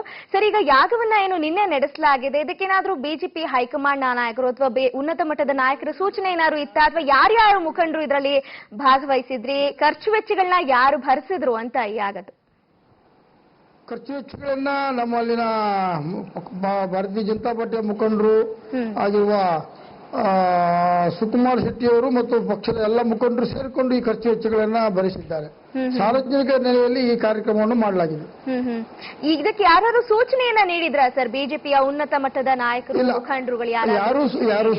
ಯಾರು ಸೂಚನೆಯನ್ನ ನೀಡಿಲ್ಲ, ಸ್ವಯಂ ಸ್ಫೂರ್ತಿಯಿಂದ ಈ ಕಾರ್ಯಕ್ರಮವನ್ನು ಮಾಡಿದ್ದೇವೆ ನಾವು. ಓಕೆ, ಯಾರ್ಯಾರೆಲ್ಲ ಭಾಗವಹಿಸಿದ್ರಿ ಸರ್? ನಿನ್ನೆ ನಾನು ಜಿಲ್ಲಾಧ್ಯಕ್ಷರಾದ ನಾನು ಭಾಗವಹಿಸಿದ್ದೆ ಮತ್ತು ಅಲ್ಲಿನ ಎಲ್ಲ ಜಿಲ್ಲಾ ಪಂಚಾಯತ್ ಸದಸ್ಯರು ಭಾಗವಹಿಸಿದ್ದಾರೆ. ಆನಂತರ ಸನ್ಮಾನ್ಯ ಸುಕುಮಾರ್ ಶೆಟ್ಟರು ಕಳೆದ ಬಾರಿ ವಿಧಾನಸಭೆಗೆ ಸ್ಪರ್ಧೆ ಮಾಡಿದವರು, ಅಲ್ಲಿನ ಅಧ್ಯಕ್ಷರಾದ ಸದಾನಂದ್ರವರು, ಮತ್ತೆ ನಮ್ಮ ತಾಲೂಕ್ ಪಂಚಾಯತ್ನ ಉಪಾಧ್ಯಕ್ಷರು ಮತ್ತು ಪಂಚಾಯತ್ ಅಧ್ಯಕ್ಷರುಗಳು, ಲೋಕಲ್ ಜಡ್ಕಲ್ ಪಂಚಾಯತ್ ಅಧ್ಯಕ್ಷರು ಅನಂತಮೂರ್ತಿ ಅಂತ ಹೇಳಿ, ಮತ್ತು ಇತರ ಎಲ್ಲ ಪಂಚಾಯತ್ನ ಅಧ್ಯಕ್ಷರುಗಳು, ಪಕ್ಷದ ಪದಾಧಿಕಾರಿಗಳು, ಮಹಿಳಾ ಮೋರ್ಚಾ, ಯುವ ಮೋರ್ಚಾ, ಬೇರೆ ಬೇರೆ ರೈತ ಮೋರ್ಚಾ ಭಾಗವಹಿಸಿದ್ದಾರೆ. ಇಬ್ಬರು ಪ್ರಧಾನ ಕಾರ್ಯದರ್ಶಿಗಳು ಕೂಡ, ಮಂಡಲದ ಇಬ್ಬರು ಪ್ರಧಾನ ದೀಪಕ್ ಶೆಟ್ಟಿ ಮತ್ತು ನಮ್ಮ ಮತ್ತೊಬ್ಬರು ಪ್ರಧಾನ ಕಾರ್ಯದರ್ಶಿಗಳು ಅದರಲ್ಲಿ ಭಾಗವಹಿಸಿದ್ದಾರೆ. ಎಷ್ಟು ಜನ ಅರ್ಚಕರ ನೇತೃತ್ವದಲ್ಲಿ ಶ್ರೀನಿವಾಸ್ ಪೂಜಾರಿ ಅವರು ಇದ್ರು. ಶಾಸಕರಾದ ವಿಧಾನ ಪರಿಷತ್ ಸದಸ್ಯ ಶ್ರೀನಿವಾಸ್ ಪೂಜಾರಿ, ಮಾಜಿ ಸಚಿವರು ಭಾಗವಹಿಸಿದ್ರು. ಅಲ್ಲಿ ಅರ್ಚಕರು ಸಾಧಾರಣ 25 ಜನ ಅರ್ಚಕರು ಇದ್ದರು. ಅದರಲ್ಲಿ ಮುಖ್ಯವಾಗಿ ಪೂಜೆಯನ್ನ ಪೂರ್ವ ಮಾಡಿದವರು ಅಲ್ಲಿನ ಅಡಿಗರು. ಓಕೆ, ಹೇಗಿತ್ತು ಸರ್ ವಿಧಿವಿಧಾನಗಳು, ಯಾವ ರೀತಿ ಇತ್ತು, ಏನೆಲ್ಲ ಸಾಮಗ್ರಿಗಳನ್ನ ಈ ಯಾಗಕ್ಕೆ ಬಳಸಿದ್ದು ಅಲ್ಲಿ ನೀವು ನೋಡಿದ ಹಾಗೆ? ಚಂಡಿಕಾ ಯಾಗಕ್ಕೆ ಈಗ ಚಂಡಿಕಾ ಯಾಗ ಅಂತ ಮಾಡ್ತೇವೆ, ಆನಂತರ ನವಚಂಡಿಕಾ ಯಾಗ ಅಂತ ಮಾಡ್ತೇವೆ, ಆಯತಾ ಚಂಡಿಕಾ ಯಾಗ ಅಂತ ಮಾಡ್ತೇವೆ. ಆಯತಾ ಚಂಡಿಕಾ ಯಾಗ ಇನ್ನೂ ಬಹಳ ದೊಡ್ಡ ಸ್ವರೂಪದಲ್ಲಿ ನಡೀತದೆ. ನಿನ್ನೆ ನಾವು ನವಚಂಡಿಕಾ ಯಾಗ ಅಂತ ಮಾಡಿದ್ದೇವೆ. ನವಚಂಡಿಕಾ ಯಾಗ ಅಂದ್ರೆ ಅಲ್ಲಿ ಕಲಶಗಳನ್ನು ಇಡ್ತಾರೆ, ದೇವರನ್ನ ಆಹ್ವಾನ ಮಾಡ್ತಾರೆ. ಆಹ್ವಾನ ಮಾಡಿದ ನಂತರ ಅಗ್ನಿಯನ್ನ ಹೊತ್ತಿಸ್ತಾರೆ. ಅಗ್ನಿ ಹೊತ್ತಿಸಿದ ನಂತರ ಅದಕ್ಕೆ ಇಂಥದೇ ದ್ರವ್ಯಗಳನ್ನು ಹಾಕ್ಬೇಕಂತುಂಟು. ನವಧಾನ್ಯಗಳನ್ನು ಹಾಕುವುದು ಮತ್ತು ಏನು ಹಣ್ಣು ಹಂಪಲುಗಳನ್ನ, ಒಣ ಹಣ್ಣು ಹಂಪಲುಗಳನ್ನ ಮತ್ತಿತರ ಹಣ್ಣು ಹಂಪಲುಗಳನ್ನ ಹಾಕ್ತೇವೆ. ಆನಂತರ ದೇವಿಗೆ ಒಂದಷ್ಟು ತುಪ್ಪಗಳನ್ನ ಹಾಕ್ತೇವೆ. ಗಂಧವನ್ನ ಅಥವಾ ಹಲಸಿನ ಕಟ್ಟಿಗೆಯಲ್ಲಿ ಈ ಹೋಮವನ್ನ ಮಾಡ್ತೇವೆ. ಮಧ್ಯೆ ಮಧ್ಯೆ ಹೋಮಕ್ಕೆ ತುಪ್ಪವನ್ನ, ಹವಿಸ್ಸನ್ನ ಸುರಿತಾ ಇರ್ತೇವೆ. ಆನಂತರ ಪೂರ್ಣಾವತಿ ಕಾಲದಲ್ಲಿ ಇನ್ನೂ ಕೂಡ ಒಂದಷ್ಟು ಫಲಪುಷ್ಪಗಳ ಒಟ್ಟಿಗೆ ತಾಯಿಗೆ ಸೀರೆಯನ್ನ, ರವಿಕೆ ಕಣೆಯನ್ನ ಕೂಡ ಒಪ್ಪಿಸ್ತೇವೆ. ನಮ್ಮ ನಂಬಿಕೆಗಳೇನೆಂದ್ರೆ ಅಗ್ನಿಯ ಮುಖಾಂತರ ಇದನ್ನ ಇಂದ್ರಾದಿ ದೇವತೆಗಳಿಗೆ ಈ ಹವಿಸ್ಸು ಸಮರ್ಪಣೆ ಆಗ್ತದೆ, ತಾಯಿ ಸಾನ್ನಿಧ್ಯಕ್ಕೆ ಇದು ಸಮರ್ಪಣೆ ಆಗ್ತದೆ. ನಾವು ಹಾಕಿದಂತ ಸೀರೆಯನ್ನ ತಾಯಿ ಸ್ವೀಕಾರ ಮಾಡ್ತಾರೆ. ತನ್ಮೂಲಕ ಈ ಒಂದು ಏನು ನಾವು ಸಂಕಲ್ಪ ಮಾಡಿ, ಯಾರ ಹೆಸರಲ್ಲಿ ಸಂಕಲ್ಪ ಮಾಡ್ತೇವೆ ಅವ್ರು ಇರ್ಬೇಕಂತಿಲ್ಲ. ಈಗ ಮೋದಿಜಿಯವರ ಹೆಸರಲ್ಲಿ, ಯಡಿಯೂರಪ್ಪನ ಹೆಸರಲ್ಲಿ ನಾವು ಸಂಕಲ್ಪವನ್ನ ಮಾಡಿದ್ದೇವೆ. ಪೂರ್ಣಾಹುತಿಯನ್ನು ಕೂಡ ಅವರ ಹೆಸರಲ್ಲೇ ನಾವು ಅವರ ಪ್ರತಿನಿಧಿಗಳೆಂಬಂತೆ, ನಾವು ಅವರ ಪಕ್ಷದ ಕಾರ್ಯಕರ್ತರ ಎಂಬ ನೆಲೆಯಲ್ಲಿ ನಾವು ಹವಿಸ್ಸನ್ನು ಸಮರ್ಪಣೆ ಮಾಡಿದ್ದೇವೆ ಮತ್ತು ಪೂರ್ಣಾಹುತಿಯನ್ನು ಆಹುತಿಯನ್ನು ಕೂಡ ಕೊಟ್ಟಿದ್ದೇವೆ. ಆಗ ಕಾರಣಕ್ಕಾಗಿ ಯಾರ ಹೆಸರಲ್ಲಿ ಇದನ್ನು ಕೊಡ್ತೇವೆ. ಓಕೆ, ಮತ್ತೆ ನಾನು ನಿಮ್ಮನ್ನ ಸಂಪರ್ಕಿಸ್ತೀನಿ. ಇವಾಗ ಹೇಳ್ತಾ ಇದ್ರು ಒಂದೊಂದು ರೀತಿಯಲ್ಲಿ ಯಾಗಗಳನ್ನ ಮಾಡ್ತಾ ಹೋಗ್ತೀವಿ ಅಂತ. ಅವ್ರು ಕೊನೆದಾಗ ಹೇಳಿದ್ರು ಸೀರೆ ರವಿಕೆನೆಲ್ಲ ಕೊಡ್ತೀವಿ ಅಂತ. ಏನೇನು ವಸ್ತುಗಳನ್ನ ಇಲ್ಲಿ ನೋಡಪ್ಪ, ಫಸ್ಟ್ ಯಾಗ ಆರಂಭ ಆದಾಗ ಏನು ದರ್ಬೆಗಳನ್ನ ಇಟ್ಬಿಟ್ಟು ಅದು ಬಂದಿ ಮಾಡ್ತೀವಿ. ಬಂದಿ ಮಾಡ್ಬಿಟ್ಟು ಶುರು ಮಾಡ್ತೀವಲ್ಲ, ಪ್ರತಿಯೊಂದು ಮಂತ್ರದ ಜೊತೆಗೆ ಇಂತಿಷ್ಟು ಪದಾರ್ಥಗಳು ಏನು, ಮೂಲಿಕೆಗಳು, ಒಣಗಿದ ಹಣ್ಣುಗಳು ಯಾವುದು ಅಂದ್ರೆ ಇವಾಗ ಜಟಾಮಾಸಿಯಿಂದ ಹಿಡಿದು ಜಟಾಮಾಸಿ, ಕಂಕುಷ್ಟ, ಚಂಗಲಕೋಷ್ಟ, ಲೋದ್ರಾ ಚಕ್ಕೆ, ಬಾವಂಚಿ ಬೀಜ, ಊಶಿರ, ಶಲ್ಲಕ್ಕಿ ಅಂದ್ರೆ ಇದು ಲೋಬಾನ ಈ ತರಹದ ಒಂದು ಪದಾರ್ಥಗಳನ್ನ ಹಾಕೊಂಡು ಬರ್ತೀವಿ. ಬಾವಂಚಿ ಬೀಜ, ಮತ್ತೆ ಇದು ಏನ್ ಹೇಳ್ತೀವಿ ಲಾವಂಚದ ಬೇರು, ಇಂತಹದ್ದು ಸಾಕಷ್ಟು ಅಂದ್ರೆ 1080 ರೀತಿಯಾದಂತಹ ವನಮೂಲಿಕೆಗಳು ಬೇಕಿದಕ್ಕೆ. ಆಯ್ತಾ? ಇದರಲ್ಲಿ ಇದು ಪೂರ್ತಿ ಅದರಲ್ಲಿ ಜೊತೆಗೆ ಹಿಪ್ಪೆ ಹೂವು, ಹೊಂಗೆ ಹೂವು, ಬ್ರಹ್ಮಕಮಲ, ಸಂಪಿಗೆ ಹೂವು, ಗುಲಾಬಿ ಹೂವು, ಎಲ್ಲ ಒಣಗಿದ ಹೂಗಳು, ದಾಸವಾಳದಿಂದ ಹಿಡಿದು ಈ ಒಂದು ಹೂಗಳು, ಮತ್ತು ಏನು ಬಾಲಮೆಣಸು, ಚಕ್ಕೆ, ಲವಂಗ, ಧನಿಯಾ, ಯಾಲಕ್ಕಿ, ಬಾಲಮೆಣಸು ಅನ್ನೋದು ಮೆಡಿಸಿನ್ ಗೆ ಯೂಸ್ ಮಾಡ್ತೀವಿ. ಅದು ತ್ರಿಕಟು, ತ್ರಿಫಲ. ತ್ರಿಕಟು ಅಂದ್ರೆ 3 ರೀತಿಯಾದಂತ ಕಟು ವಸ್ತುಗಳು, ಹಿಪ್ಲಿ, ಶುಂಠಿ ಮತ್ತೆ ಮೆಣಸು, ಇದು ತ್ರಿಕಟು ಅಂತೀವಿ. ತ್ರಿಫಲ ತಾರೆಕಾಯಿ, ಅಳಲೆಕಾಯಿ, ನೆಲ್ಲಿಕಾಯಿ, ತ್ರಿಫಲ ಇಂಥದೆಲ್ಲ ಅದಕ್ಕೆ ಹಾಕ್ತಿವಿ. ಆಮೇಲೆ ಅಷ್ಟಮ ಚೂರ್ಣಗಳು, ಅಂದ್ರೆ 8 ತರದ ಒಂದು ಪದಾರ್ಥಗಳು ಬರುತ್ತೆ. ದಾಡಿ ಮಾಸ್ತಕ ಚೂರ್ಣ ಅಂತೀವಿ, ಅದು ಆ ಚೂರ್ಣಗಳು, ಈ ತರದ್ದು ಬ್ಯಾಚ್ ಮಾಡ್ಕೊಳ್ತೀವಿ. ಆಯ್ತಪ್ಪ? ಈ ಬ್ಯಾಚ್ ನ ತೆಗೆದು 1 by 1 ಆ ಹವನಗಳಿಗೆ, ಹೋಮಕ್ಕೆ ಹಾಕ್ತಾ ಹೋಗ್ತೀವಿ. ಅದು ಭಸ್ಮವಾಗ್ಬೇಕು. ಆ ಒಂದು ಏನು ನಾವು ಅಗ್ನಿ ಸ್ಥಾಪನೆ ಮಾಡ್ತೀವಿ ಅದು ಅಜೀರ್ಣವೂ ಆಗ್ಬಾರ್ದು, ಅದಕ್ಕೆ ಕಡಿಮೆ ಕ್ವಾಂಟಿಟಿನೂ ಹಾಕ್ಬಾರ್ದು. ಇಷ್ಟು ಅಗ್ನಿಗೆ ಇಷ್ಟು ಅದ್ರದ್ದು ಸಮ ಪ್ರಮಾಣತೆ ಇರುತ್ತೆ. ಈಗ ನಾವು ದೊಡ್ಡವರು 1 ಚಮಚ ಅನ್ನ ತಿನ್ಕೊಂಡು ನಮಗೆ ತೃಪ್ತಿ ಆಗೋದಿಲ್ಲ. ಚಿಕ್ಕ ಮಕ್ಳಿಗೆ ಇಷ್ಟು ಊಟ ಬಡಿಸಿದ್ರೆ ಅದಕ್ಕೂ ಸೇರಲ್ಲ. ಸೊ ಅಜೀರ್ಣವೂ ಆಗ್ಬಾರ್ದು, ಲೋಪವೂ ಬರಬಾರ್ದು. ಆ ತರಹ ಹವಿಸುಗಳನ್ನ 1080 ರೀತಿಯಾದಂತಹ ಮೂಲಿಕೆಗಳಿರುತ್ತೆ. ಅದರಲ್ಲಿ ಎಲ್ಲಾ ತಾಯಿಯ ಸ್ವರೂಪಗಳಿಗೆ ಹೋಗುವಂಥದ್ದು. ಚಂಡಿ ಅಂದಿದ್ ಕೂಡಲೇ ಅವಳು ಎಲ್ಲಾ ತಾಯಿಯ ಸಮ್ಮಿಶ್ರಣ ಅಂತ ಹೇಳ್ತೀವಿ. ಆಯ್ತಾ?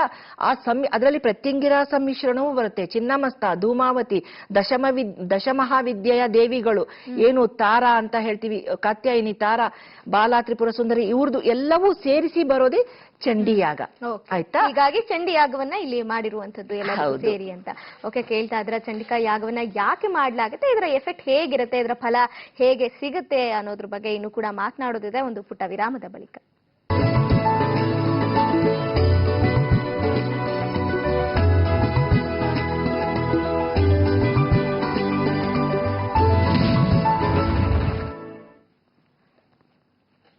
ಮೋದಿಗಾಗಿ ಯಾಗ ನೇರ ಪ್ರಸಾರ ಕಾರ್ಯಕ್ರಮಕ್ಕೆ ಮತ್ತೊಮ್ಮೆ ಸ್ವಾಗತ. ಸಾಮಾನ್ಯವಾಗಿ ಹಿಂದಿನಿಂದ ಕೂಡ ಹೋಮ, ಹವನ, ಯಾಗ, ಯಜ್ಞಾದಿಗಳು ನಡೆದುಕೊಂಡು ಬಂದೇ ಇದೆ ನಮ್ಮ ಸಂಸ್ಕೃತಿಯಲ್ಲಿ. ಬೇರೆಯವ್ರಿಗೆ ಒಳ್ಳೇದಾಗ್ಲಿ ಅಥವಾ ಶತ್ರುಗಳಿಂದ ನಾವು ರಕ್ಷಣೆಯನ್ನ ಪಡಬೇಕು, ಹೀಗೆ ಸಾಕಷ್ಟು ಉದ್ದೇಶಗಳಿಗಾಗಿ ಯಾಗವನ್ನ ನಡೆಸಲಾಗುತ್ತೆ. ಈಗ ನಡೆದಿರುವಂತಹ ಯಾಗ ಶತ್ರು ಸ್ತಂಭನವಾಗ್ಲಿ, ಕೆಟ್ಟ ದೃಷ್ಟಿ ಬೀಳದೆ ಇರ್ಲಿ ಅನ್ನುವಂತಹ ಒಂದು ನಿಟ್ಟಿನಲ್ಲಿ ಚಂಡಿಕಾ ಯಾಗವನ್ನ, ನವಚಂಡಿಕಾ ಯಾಗವನ್ನ ನಿನ್ನೆ ನಡೆಸಿರುವಂತದ್ದು.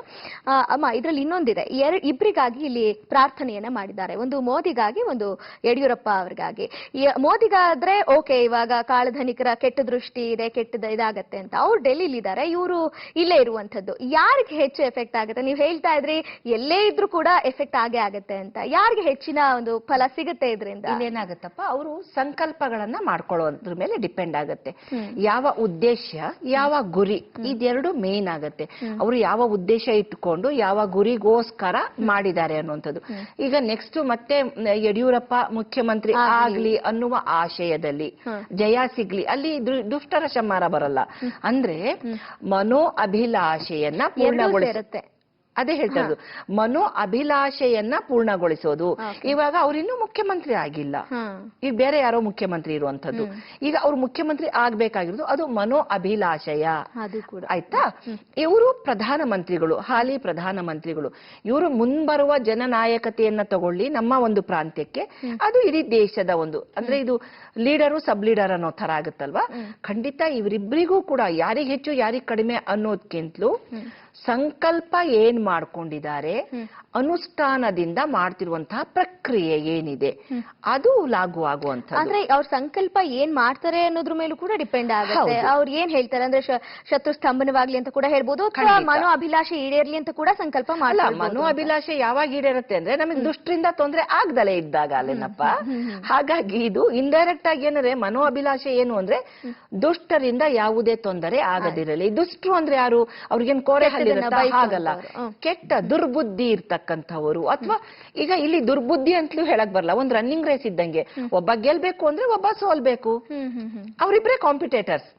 ಆ ಕಾಂಪಿಟೇಷನ್ ಏನಿದೆ ಅದು ಆಗದಲೇ ಇರ್ಲಿ, ಇದು ಈ ರೀತಿ ಒಳ್ಳೇದಾಗ್ಲಿ ಅನ್ನುವಂತ ಉದ್ದೇಶ ಇಟ್ಕೊಂಡು ಮಾಡುವಂತದ್ದು. ಹಾಗಾಗಿ ಇವ್ರು ಏನು ಅನುಷ್ಠಾನದಲ್ಲಿ ಇಟ್ಕೊಂಡು ಸಂಕಲ್ಪ ಏನ್ ಮಾಡಿಸ್ತಾರೆ, ಮೊದ್ಲಿಗೆ ಅವ್ರು ಸಂಕಲ್ಪಗಳನ್ನ ಮಾಡಿಸ್ತಾರೆ. ಹಾಗೆ ನೋಡಕ್ ಹೋದ್ರೆ ಇಲ್ಲಿ ಸಂಕಲ್ಪ ಅಂದಾಗ ಅವರ ಒಂದು ಗೋತ್ರ, ಜನ್ಮನಾಮ ಇರ್ಬೋದು, ಗೋತ್ರ, ನಕ್ಷತ್ರ, ರಾಶಿ ಇವೆಲ್ಲ ತಗೊಳ್ತೀವಿ. ಆದರೆ ಜನನಾಯಕರು ಅಂತ ಬಂದಾಗ ಅದು ಅಲ್ಲಿ ಪ್ರಾಮುಖ್ಯತೆ ತಗೊಳ್ಳೋದಿಲ್ಲ. ಮತ್ತೆ ಹೇಗೆ, ಯಾವಿದ್ರ ಮೇಲೆ? ಸಾಮೂಹಿಕವಾಗಿ ಇವರು ನನ್ನ ರಾಜ ಅಥವಾ ಇವರು ನನ್ನನ್ನ ರಕ್ಷಣೆ ಕೊಡುವಂತವನು ಜನಕ ಅಂತೀವಿ. ಅಂದ್ರೆ ತಂದೆಯ ಸ್ಥಾನವನ್ನ ತಗೊಳ್ಳುವಂತಹದ್ದು. ಯಾವತ್ತು ಲೀಡರ್ಗೆ ಜನಕನ ಸ್ಥಾನವನ್ನ ಕೊಡ್ತೀವಿ, ಅಲ್ಲಿ ಹೆಣ್ಣಿದ್ರೆ ಮಾತೃ ಸ್ಥಾನವನ್ನ ಕೊಡ್ಬೇಕು ಅಂತ ಹೇಳುವಂಥದ್ದು. ಈ ಒಂದು ಜನಕ ಅಥವಾ ಒಂದು ಲೀಡರ್ ನಮ್ಮನ್ನ ರಕ್ಷಣೆ ಮಾಡುವಂತವ ಲೀಡರ್ ಅಂತ ಹೇಳಿ, ಮುಖ್ಯಸ್ಥ, ಜನನಾಯಕ ಅಂತ ಹಾಗೆ ಸಂಕಲ್ಪಗಳನ್ನ ಮಾಡಿ ಮಾಡುವಂಥದ್ದು. ಜನರಲ್ ಆಗಿ ನೋಡಿ, ಇವಾಗ ತುಂಬಾ ಹಳಬ್ರು ತಮ್ಮ ಜಾತಕವನ್ನ ಎಲ್ಲೂ ತೋರಿಸೋದಿಲ್ಲ, ಆಯ್ತಾ? ಯಾವುದೋ ಒಂದು ಉದ್ದೇಶದಿಂದ ಇದು ಯಾರು ಹೇಳಿದ್ರು ನನಗೆ ಗೊತ್ತಿಲ್ಲ, ಯಾರಿಗೋ ಸಿಕ್ಕಿರತ್ತೆ ಹೇಳಿರ್ತಾರೆ. ಆ ಒಂದು ನಂಬಿಕೆಯಿಂದ ಮಾಡಿದಾಗ, ಯಾವುದೇ ಒಂದು ಸಣ್ಣ ಕಲ್ಲಿಗೆ ನೀವು ನಂಬಿಕೆಯಿಂದ ಅದನ್ನ ಪೂಜೆ ಮಾಡಿ, ಒಂದು ಕುಂಕುಮ ಇಟ್ಟು ಪೂಜೆ ಮಾಡ್ಲಿಲ್ರು ಕೂಡ ನಿನ್ನಲ್ಲಿ ಶಕ್ತಿ ಇದೆ ಅಂತ ತೆಗೆದು ಪರ್ಸನಲ್ ಇಟ್ಕೊಂಡು ಓಡಾದ್ರೆ ಖಂಡಿತವಾಗಿ ಅದರಿಂದ ಪಾಸಿಟಿವ್ ಎನರ್ಜಿ ಸಿಗುವಂತದ್ದು. ಅಂದ್ರೆ ಇಲ್ಲಿ ನಂಬಿಕೆ ಮುಖ್ಯ. ಈಗ ನೀವು ನಂಬಿಕೆ ಬಗ್ಗೆ ಮಾತಾಡ್ಬೇಕಾದ್ರೆ ನಂಗೊಂದು ಪ್ರಶ್ನೆ ಬಂತು. ಈಗ ಮೋದಿ ಅವರಿಗೆ ನಿಜವಾಗ್ಲೂ ದೇವರಲ್ಲಿ ನಂಬಿಕೆ ಇದೆಯೋ ಇಲ್ವೋ ಅದು ಅವ್ರ ವೈಯಕ್ತಿಕ, ಅದು ಗೊತ್ತಿಲ್ಲ ಯಾರಿಗೂ ಕೂಡ. ಆದ್ರೆ ಅವ್ರು ನಾಸ್ತಿಕರಾದಲ್ಲಿ ಅಥವಾ ದೇವರಲ್ಲಿ ನಂಬಿಕೆ ಇಲ್ದಲೇ ಇರುವಾಗ ಅವ್ರ ಹೆಸರಲ್ಲಿ ಬೇರೆ ಏನಾದ್ರೂ ಒಳ್ಳೇದಾಗ್ಲಿ ಅಂತ ಮಾಡಿದ್ರೆ ನಿಜಕ್ಕೂ ಅವ್ರಿಗೆ ಎಫೆಕ್ಟ್ ಆಗತ್ತಾ, ಅಥವಾ ಇವ್ರಿಗೆ ನಂಬಿಕೆ ಇದ್ರೆ ಮಾತ್ರನೇ ಇದ್ರೆ ಯಾವ್ದಾರ ಫಲ ಸಿಗತ್ತೆ ಅಂತನಾ, ಹೇಗೆ? ಖಂಡಿತ ಇಲ್ಲ. ಈ ಯಾವೊಬ್ಬನಗೋಸ್ಕರ ಮಾಡ್ತೀವಿ ಅವ್ರ ನಂಬಿಕೆ ಇರ್ಲಿ ಬಿಡ್ಲಿ, ನಾವು ಮಾಡ್ತೀವಲ್ಲ ಕರ್ತೃಗಳು, ಅವರ ಮೇಲೆ ಡಿಪೆಂಡ್ ಆಗಿರುತ್ತೆ. ಇಂತಹ ಅವರು ಈಗ ನಂಬಿಕೆ ಇಲ್ಲದವರು ಅಂದಾಗ ಅವರಿಗೆ ತುಚ್ಛವಾಗಿ ನೋಡಬಾರ್ದು.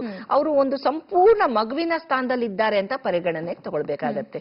ನಂಬಿಕೆ ಇಲ್ದವರಿಗೆ, ನಾಸ್ತಿಕರು ಅಂತ ನಾವೇನ್ ಹೇಳ್ತೀವಿ, ಅವರು ನಮ್ಮ ಲೆಕ್ಕದಲ್ಲಿ ಸಂಪೂರ್ಣ ಒಂದು ಮಗುವಿನ ಸ್ಥಿತಿಯಲ್ಲಿದ್ದಾರೆ ಅಂತ ನಾವು ಪರಿಗಣನೆಗೆ ತಗೊಂಡು ಅವರಿಗೆ ಒಳ್ಳೇದಾಗ್ಲಿ ಅಂತ ಅವರ ಪರವಾಗಿ ನಾವು ಬೇಡ್ಕೊಂಡಾಗ 100% ಅವ್ರಿಗೆ ರಿಸಲ್ಟ್ ಸಿಗತ್ತೆ. ಇಲ್ಲಿ ಬೇಕಾಗಿರೋದು ಏನಂದ್ರೆ ನಾವು ಕೋರಿಕೆ ಬೇಡುವಂಥದ್ದು. ಈಗ ಎಲ್ಲೋ ಅವರು ದೂರದಲ್ಲಿ ಸಿಕ್ಕಾಕೊಂಡಾಗ ನಾವು ಬೇಡ್ತೀವಲ್ವಾ, ಆ ಬೇಡಿಕೆ ಮುಖ್ಯ. ನಿಷ್ಕಳಂಕ ನಿಸ್ವಾರ್ಥದಿಂದ ಬೇಡಿದಾಗ ಖಂಡಿತ ಅದು ಒಳ್ಳೆಯದು. ಓಕೆ, ರತ್ನಾಕರ್ ಅವರು ಮತ್ತೆ ಲೈನ್ ಅಲ್ಲಿ ಇದ್ದಾರೆ. ಸರ್, ಇವಾಗ ಮೋದಿ ಅವರ ಮೇಲೆ ಕೆಟ್ಟ ದೃಷ್ಟಿ ಇದೆ ಅಥವಾ ದೃಷ್ಟರು ಏನು ಇದಾಗಬಾರ್ದು, ಕಂಟಕ ಆಗ್ಬಾರ್ದು ಅಂತ ಸಂಕಲ್ಪವನ್ನ ಮಾಡ್ಲಿ ಇಲ್ಲಿ ಮಾಡಲಾಗಿದೆ. ಆದ್ರೆ ಯಡಿಯೂರಪ್ಪ ಅವರಿಗೆ ಏನಂತ ಸಂಕಲ್ಪವನ್ನ ಮಾಡ್ಕೊಳ್ಳಲಾಗಿದೆ ಇಲ್ಲಿ? ಮುಖ್ಯವಾಗಿ ಅವ್ರಿಗೂ ಕೂಡ ಏನೋ ದುಷ್ಟರ ಕಣ್ಣಿದೆ ಅಥವಾ ಕೆಟ್ಟದಾಗಬಹುದು, ಕಂಟಕ ಇದೆ, ಈ ರೀತಿ ಏನಾದ್ರೂ ಇದರಲ್ಲಿ ಉದ್ದೇಶದಲ್ಲಿ ಮಾಡಿರುವಂತದ್ದ, ಅಥವಾ ಯಾವ ಉದ್ದೇಶದಲ್ಲಿ ಏನಂತ ಸಂಕಲ್ಪವನ್ನ ಮಾಡ್ಕೊಳ್ಳಾಯ್ತು ಅಲ್ಲಿ ಅಂತ? ತಮಗೆ ಗೊತ್ತಿದ್ದಂತೆ ಅವರು ರಾಜ್ಯದ ಮುಖ್ಯಮಂತ್ರಿಯಾಗಿದ್ದ ಸಮಯ ಅನೇಕ ಸುಳ್ಳು ಕೇಸುಗಳನ್ನು ಅವರ ಮೇಲೆ ಹಾಕಲಾಯಿತು. ಆ ಕೇಸುಗಳ ಕಾರಣಕ್ಕಾಗಿ ಅವರ ಅಧಿಕಾರವನ್ನೇ ಬಿಡಬೇಕಂತ ಪರಿಸ್ಥಿತಿ ನಿರ್ಮಾಣ ಆಯಿತು. ಅದೆಲ್ಲ ಸುಳ್ಳು ಅಂತ ಮತ್ತೆ ನಮ್ಮ ದೇಶದ ರಾಜ್ಯದ ಉಚ್ಚ ನ್ಯಾಯಾಲಯ ತೀರ್ಪನ್ನು ಕೊಟ್ಟದನ್ನು ನಾವು ಕಂಡಿದ್ದೇವೆ. ಅದರ ನಂತರ ಕೂಡ ಅನೇಕ ಸುಳ್ಳು ಪ್ರಕರಣಗಳಲ್ಲಿ ಅದೇ ಪದಗಳ ಮೇಲೆ ಹೂಡಿದ್ದು ಅವರನ್ನ ಸಂದಿಗ್ಧತೆ ಒಳಪಡಿಸಿದ್ದು, ಅವರಿಗೆ ಕಿರಿಕಿರಿಯನ್ನು ಮಾಡುವುದನ್ನ ನಾವು ಕಾಣ್ತಾ ಇದ್ದೇವೆ. ಇದು ಎಲ್ಲ ದೇಶಗಳಿಂದ ಅವರು ಮುಕ್ತವಾಗಬೇಕು, ಜನರಿಗೆ ಕೂಡ ಒಳ್ಳೆಯ ವಿದ್ಯೆಯನ್ನು ದೇವರು ದಯಪಾಲಿಸಬೇಕು. ಯಡಿಯೂರಪ್ಪನವರಿಗೆ ಕಿರಿಕಿರಿಯನ್ನು ಯಾರು ಮಾಡಬಾರದು. ಮುಂದಿನ ದಿನಗಳಲ್ಲಿ ಅವರು ಉತ್ತಮವಾದ ಆಡಳಿತವನ್ನು ರಾಜ್ಯಕ್ಕೆ ನೆಮ್ಮದಿಯಿಂದ ನೀಡುವಂತಾಗಬೇಕಂತೇಳಿ ನಮ್ಮೆಲ್ಲ ಅಭಿಲಾಷೆ. ಆ ಕಾರಣಕ್ಕಾಗಿ ಅವರ ಹೆಸರಲ್ಲಿ ಕೂಡ ಸಂಕಲ್ಪವನ್ನ ಮಾಡಿದ್ದೇವೆ. ಓಕೆ, ಧನ್ಯವಾದ ಸರ್. ಮಾತನಾಡಿದ್ರಿ, ನಿಮ್ಮ ಅಭಿಪ್ರಾಯ ತಿಳಿಸಿದ್ರಿ. ಒಟ್ಟಾರೆ ಅಮ್ಮ ಅವ್ರು ಹೇಳಿದ ಹಾಗೆ ಮನೋಭಿಲಾಷೆಯ ಜೊತೆಗೆ ಅವ್ರಿಗೂ ಕೂಡ ಅದೇ ಹೇಳ್ತಾ ಇದ್ದಾರೆ, ಅವ್ರ ಶತ್ರು ಸ್ತಂಭನವಾಗ್ಲಿ ಅಥವಾ ಯಾವುದೇ ಕೆಟ್ಟ ದೃಷ್ಟಿ ಇದ್ರೂ ಕೂಡ ಮುಂದೆ ಆ ರೀತಿ ಆಗ್ಬಾರ್ದು ಅನ್ನುವಂಥದ್ದು. ಇನ್ನೊಂದು, ಈ ಯಾಗದಿರ್ಬೋದು, ಈ ನವಚಂಡಿ ಯಾಗ ಇರ್ಬೋದು, ಯಾವುದೇ ಯಾಗ ಇರ್ಬೋದು, ಇಂಥದ್ದೇ ಟೈಮ್ ಪೀರಿಯಡ್ ಅಂತ ಏನಾದ್ರೂ ಬೌಂಡಿಂಗ್ ಆಗಿದೆಯಾ? ಇಂಥ ಟೈಮಲ್ಲಿ ಮಾತ್ರ ಇದು ಎಫೆಕ್ಟ್ ಆಗುತ್ತೆ ಅಥವಾ ಈ ಜೀವಮಾನಕ್ಕೆ ಇದು ರಕ್ಷಣೆಯನ್ನ ನೀಡುವಂತ ಮಾಡ್ಲಿಕ್ಕೆ ಉದ್ದೇಶದಿಂದ ಮಾಡುವಂಥದ್ದು ಹೇಗೆ? ಇದೇನಾಗತ್ತಪ್ಪ, ಯಾವುದಾದರೂ ಗಂಡಾಂತರ ಅಂತ ಅಂದಾಗ ಒಂದು ಸರ್ತಿ ಮಾಡಿ ಬಿಡುವಂತದ್ದು ಗಂಡಾಂತರ ವಿಚಾರ ಬಂದಾಗ. ಎಲ್ಲಿವರೆಗೂ ಇರುತ್ತೆ ಎಫೆಕ್ಟ್ ಅಂತ? ಅವರು ಆ ವ್ಯಕ್ತಿ ಬದುಕಿರುವವರೆಗೂ ಅಂತ ಆಗತ್ತೆ. ಯಾವಾಗ ಅಂದ್ರೆ 60 ವರ್ಷ ದಾಟಿದ ವ್ಯಕ್ತಿಗೆ ಗಂಡಾಂತರಗಳು ಅಂತ ಬಂದಾಗ ಒಂದು ಸರ್ತಿ ಮಾಡಿದ್ರೆ ಸಾಕಾಗಿರುತ್ತೆ. ಎರಡನೇ ಹಂತ 20 ವರ್ಷದ ನಂತರ 80 ವರ್ಷ ತುಂಬದಾಗ ಮಾಡ್ಬೇಕಾಗತ್ತೆ. ಆಯ್ತಾ? ಅದನ್ನ ಹೊರತುಪಡಿಸಿ ಜನರಲ್ ಆಗಿ ಎಲ್ಲ ಶಾಂತಿಯುತವಾಗಿ ಹೋಗ್ಬೇಕಂದಾಗ ಪ್ರತಿ ವರ್ಷ ಒಂದು ಯಾಗ ಮಾಡ್ಲೇಬೇಕು ಅಂತ ಇರುತ್ತೆ. ಯಾವುದಾದರೂ ಉದ್ದೇಶ ಸಂಕಟ ಬಂದಾಗ ಮಾತ್ರ ಒಮ್ಮೆ ಮಾಡಿ ಬಿಟ್ರು ನಡೆಯುತ್ತೆ. ಇಲ್ಲ ಅಂದ್ರೆ 3 ಯಾಗಗಳನ್ನ ಮಾಡ್ಬೇಕಾಗತ್ತೆ, 3 ಹಂತವಾಗಿ ಮಾಡ್ಬೇಕಾಗತ್ತೆ. 20 ವರ್ಷಕ್ಕೆ ಒಂದೊಂದು ಅಂತ ಲೆಕ್ಕ ತಗೊಳ್ತೀವಿ. ಇದು 3 ಹಂತದಲ್ಲಿ ಮಾಡ್ಬೇಕಾಗತ್ತೆ ಹೇಗೆ? ಅಲ್ಲ, ಅದೇ ಹೇಳ್ತಾ ಇರೋದು. ಇವಾಗ ಗಂಡಾಂತರ ಅಂತ ಅಂದಾಗ ಇವ್ರಿಗೆ ಎಷ್ಟು ಆಯಸ್ಸು ನನಗೆ ಗೊತ್ತಿಲ್ಲ. ಆಯ್ತಾ? ಆ ಆಯುಷ್ಯನ ತಗೊಂಡು ತದನಂತರ 20 ವರ್ಷಗಳು ಒಳಗಡೆ ಅಂದ್ರೆ ಒಂದು ಹರಕೆಗೆ 12 ವರ್ಷ ಅಂತೀವಿ, ಒಂದು ಇಂತಹ ಯಾಗಕ್ಕೆ 20 ವರ್ಷ ಅವಧಿ ಅಂತೀವಿ. 20 ವರ್ಷಗಳ ತನಕ ಇದು ರಕ್ಷೆ ಕೊಡ್ತಾ ಇರತ್ತೆ ಅವರಿಗೆ. ಇದ್ರಲ್ಲಿ ಯಾರ್ಯಾರಿಗೆ ಸಂಕಲ್ಪವನ್ನ ಇಟ್ಟಿದ್ದಾರೆ ಅವರಿಗೆ. ಆಯ್ತಾ? ಯಾರಿಗೆ 60 ವರ್ಷ ದಾಟಿರುತ್ತಲ್ಲ ಅವರಿಗೆ ಪುನರಪಿ ಇಂತಿಷ್ಟು ವರ್ಷಗಳಲ್ಲಿ ಮಾಡೋದ್ರಲ್ಲಿ ತಪ್ಪಿಲ್ಲ. ಅದು ರಕ್ಷೆಗಳು ಹೆಚ್ಚಿಸ್ತಾ ಹೋಗುತ್ತೆ. ಯಾವುದೇ ಒಂದು ವ್ಯಕ್ತಿಗೆ ಗಂಡಾಂತರದ ಪೀರಿಯಡ್ಗಳು, ಒಂದು ಚಿಕ್ಕ ಮಗು ಇದ್ದಾಗ 2.5 ವರ್ಷಕ್ಕೆ ಒಂದು ಗಂಡಾಂತರ ಬರ್ತಾ ಇರುತ್ತೆ. ಬೆಳೆದಂಗೂ ಗಂಡಾಂತರದ ಸಮಯಗಳು 10 ವರ್ಷ 12 ವರ್ಷಕ್ಕೆ ದೂರ ಆಗ್ತಾ ಹೋಗುತ್ತೆ. 60 ವರ್ಷ ದಾಟಿದ ನಂತರ ಪೂರ್ಣಾಯು ಅಂದ್ರೆ 120 ವರ್ಷ ಅಂತ ಕೌಂಟಿಗೆ ಬರುತ್ತೆ. ಸೊ 3 ಯಾಗ ಅಂತ ತಗೊಳ್ತೀವಿ. 60, 80, 100. 120, 80, 100 ಮಾಡಿದ್ದು 120 ತನಕ ಕಾಯತ್ತೆ ಅನ್ನುವಂಥದ್ದು. ಈ ತರ ಮಾಡುವಂಥದ್ದು. ಇನ್ನು ಪೂರ್ಣಾಹುತಿ, ಹವಿಸ್ಸು ಬೇರೆ, ಪೂರ್ಣಾಹುತಿ ಬೇರೆ. ಇವ್ರು ಹಾಕ್ತಾ ಇರೋದು ಬೆಂಕಿಯಲ್ಲಿ ಅವಾಗವಾಗ ಹಾಕ್ತಾರಲ್ಲ, ಅದು ಹವಿಸ್ಸು. ಸಂಪೂರ್ಣ ಯಾಗದ ಪ್ರಕ್ರಿಯೆ ಮುಗಿದಾಗ ಪೂರ್ಣಾಹುತಿಯನ್ನ ಕೊಡ್ತಾರಲ್ವಾ, ಧೃತಮ್ ಇವೆಲ್ಲ ಉಳ್ಕೊಂಡಿದ್ದಲ್ಲಿ ಅದನ್ನ ಸಂಪೂರ್ಣವಾಗಿ ಸಮರ್ಪಿಸೋದ್ರ ಜೊತೆಗೆ ಪೂರ್ಣಾಹುತಿ ಅಂತ ಕೊಡೋದು ಏನಂದ್ರೆ ತಾಯಿಗೆ ಮೊದಲು ತುಂಬದಂಗಷ್ಟೇ. ಸೀರೆ ಕೊಡೋದು, ಒಡವೆ ಕೊಡೋದು, ಹಣ್ಣು ಹಂಪಲ ಕೊಡೋದು, ತಾಂಬೂಲದ ಜೊತೆ ಅರ್ಶನ ಕುಂಕುಮದ ಜೊತೆ ಹೂಗಳನ್ನ ಹಾಕಿ, ದಕ್ಷಿಣಾದಿಗಳನ್ನ ಹಾಕಿ, ನವಧಾನ್ಯ, ನವರತ್ನ, ನವಪಾಷಾಣದ ಜೊತೆ ಯಾಗಗಳಲ್ಲಿ ಬರುವಂತಹದ್ದು. ಇಲ್ಲಿ ಒಡವೆ ನೀವು ಹೇಳಿದ್ರೆ ಅದನ್ನು ಕೂಡ ಹಾಕಬೇಕು. ಅದು ನನಗೆ ಗೊತ್ತಿಲ್ಲ ಅವ್ರು ಹಾಕಿದಾರೋ ಇಲ್ಲೋ, ಹಾಕಬೇಕು. ಇಲ್ಲ ಅಂದ್ರೆ ಒಂದು ನವರತ್ನದ ಉಂಗುರವನ್ನಾದ್ರೂ ಸಮರ್ಪಿತ ಮಾಡ್ಲೇಬೇಕು. ಯಾಗ ಅಂದಾಗ ನವರತ್ನ, ನವಧಾತು, ನವಪಾಷಾಣ, ನವಧಾನ್ಯಗಳು ಇದಿಷ್ಟು ಬೀಳಲೇಬೇಕು ಅನ್ನುವಂಥದ್ದು. ಆಯ್ತಾ? ಇದಿಷ್ಟು ಬಿದ್ದಾಗಲೇ ಅದು ಪರಿಪೂರ್ಣತೆಯನ್ನ ತಗೊಳ್ಳುವಂಥದ್ದು. ಅದರಲ್ಲೂ ಕೂಡ ರೇಷ್ಮೆ ಸೀರೆಯನ್ನೇ ಹಾಕಬೇಕು. ಅವ್ರು ಕೆಂಪುದೇ ಹಾಕ್ತಾ ಇದ್ದಾರೆ, ಕೆಂಪುದೇ ಹಾಕಬೇಕು. ಆ ಒಂದು ರೇಷ್ಮೆ ಸೀರೆಯಲ್ಲಿ ಕುಪ್ಪಸವನ್ನ ಕಟ್ಟಿಬಿಟ್ಟು ಅದ್ರ ಜೊತೆಗೆ ಏನು ನಾವು ಬಾಗಿನವನ್ನ ಕೊಡ್ತೀವಿ ಸಾಧಾರಣ ಮಹಿಳೆಗಳಿಗೆ, ಅದೇ ತರಹ ಬಾಗಿನದ ಆ ತರ ಕಟ್ಟಿಬಿಟ್ಟು ಬಳೆ ಜೊತೆಗಳಿಗೆ ಬಳೆ, ಅರ್ಶನ ಕುಂಕುಮ ಎಲ್ಲವೂ ಸೇರಿರುತ್ತಪ್ಪ ಅದ್ರೊಳಗಡೆ. ಅದನ್ನ ತೆಗೆದು ಆ ಪೂರ್ಣಾಹುತಿ ಅಂದ್ರೆ ಈ ಒಂದು ಪ್ರಕ್ರಿಯೆ ಸಂಪೂರ್ಣವಾಗಿದೆ ಅಂತ ಹೇಳಿ, ಏನು ನಾವು ಇದರಲ್ಲಿ ನೈವೇದ್ಯ ಪ್ರಕ್ರಿಯೆ ಇರಲ್ಲ, ಅಗ್ನಿಗೆ ಕೊಡುವಂತಹದ್ದು. ಹಾಗಾಗಿ ಪೂರ್ಣಾಹುತಿಯನ್ನ ಹಾಕುವಂಥದ್ದು. ಈಗ ಇವ್ರು ಮಾಡಿದ್ದಾರೆ ಅಂದ್ರೆ ಈಗ ಬೇರೆಯವರು ಕೂಡ ಈಗ ನಾವು ಕೇಳ್ತಾ ಇದೀವಿ, ಬೇರೆ ಬೇರೆ ರೀತಿ ಯಾಗಗಳನ್ನ ಮಾಡ್ತಾ ಇದ್ದಾರೆ, ಅವರ ಹೆಸರಲ್ಲಿ ಒಳ್ಳೇದಾಗ್ಲಿ ಅಂತ ಪೂಜೆಗಳನ್ನು ಕೂಡ ಮಾಡಿಸ್ತಾ ಇದ್ದಾರೆ. ಇವ್ರು ಮಾಡಿದ ನಂತರ ಮತ್ತೆ ಯಾಗವನ್ನ ಮಾಡಿದ್ರೆ ಅದು ಎಫೆಕ್ಟ್ ಡಬಲ್ ಆಗುತ್ತೆ ಅಥವಾ ಎಲ್ಲ ಒಂದೇನಾ? ಹೇಗೆ? ಎಲ್ಲ ಒಂದೇ. ಅಂದ್ರೆ ಇವಾಗ ಏನು ಅವ್ರಿಗೆ ಸಂರಕ್ಷಣೆ ಸಿಗ್ತಾ ಇದೆ ಅದಕ್ಕೊಂಥರ ಜಾಸ್ತಿ ಸೇರ್ಕೊಂಡ ಹಾಗೆ. ಎಷ್ಟೇ ಕಡೆ ಮಾಡಿದ್ರು ಅದು ಶಕ್ತಿ ಎಲ್ಲೂ ವೇಸ್ಟ್ ಆಗಲ್ಲ. ಎಲ್ಲಾ ಪ್ರಾಂತ್ಯದಲ್ಲಿ ಮಾಡಿದ್ರು ತಪ್ಪಿಲ್ಲ, ಒಬ್ರೇ ಮಾಡ್ಬೇಕನ್ನುವಂಥದ್ದಿಲ್ಲ. ಜನಸಾಮಾನ್ಯರು ಕೂಡ ಹೆಸರಲ್ಲಿ ಮಾಡಬಹುದು. ಅಲ್ಲ, ಎಲ್ಲಾ ಕಡೆ ಬೇರೆ ಬೇರೆ ಬೇರೆ ಸಂಘ ಸಂಸ್ಥೆಗಳವರು ಮಾಡಬಹುದು. ಅವರಿಗೆ ರಕ್ಷೆ ಅಂತೂ ಸಿಗುತ್ತೆ. ಇದ್ರ ಉದ್ದೇಶ. ಇಲ್ಲಿವರೆಗೂ ಬಂದು ಕಾರ್ಯಕ್ರಮದಲ್ಲಿ ಭಾಗವಹಿಸಿ ನವಚಂಡಿಕಾ ಯಾಗ ಹೇಗ್ ಮಾಡ್ತಾರೆ ಹಾಗೆ ಯಾಗದ ಬಗ್ಗೆ ಇದ್ರ ಬಗ್ಗೆ ಸಾಕಷ್ಟು ಇನ್ಫಾರ್ಮೇಶನ್ ಕೊಟ್ರಿ. Thank you so much. ನೋಡಿದ್ರಲ್ಲ, ನಿನ್ನೆ ಏನು ನವಚಂಡಿಕಾ ಯಾಗ ನಡೆದಿದೆ. ಕೊಲ್ಲೂರಿನ ಮೂಕಾಂಬಿಕೆ ಸನ್ನಿಧಿಯಲ್ಲಿ ಮೋದಿ ಅವರಿಗೆ ಒಳ್ಳೇದಾಗ್ಲಿ, ಅವರ ಮನೋಭಿಲಾಷೆ ಈಡೇರ್ಲಿ, ಅದಕ್ಕಿಂತ ಮುಖ್ಯವಾಗಿ ಏನು ಶತ್ರು ಸ್ತಂಭನವಾಗ್ಲಿ ಅನ್ನುವಂತಹ ಉದ್ದೇಶದಿಂದ ನಿನ್ನೆ ಕೊಲ್ಲೂರಿನಲ್ಲಿ ಒಂದು ಯಾಗವನ್ನ ನಡೆಸಲಾಗಿದೆ. ಇದಾಗಿತ್ತು ಈ ಹೊತ್ತಿನ ವಿಶೇಷ. ನಮಸ್ಕಾರ.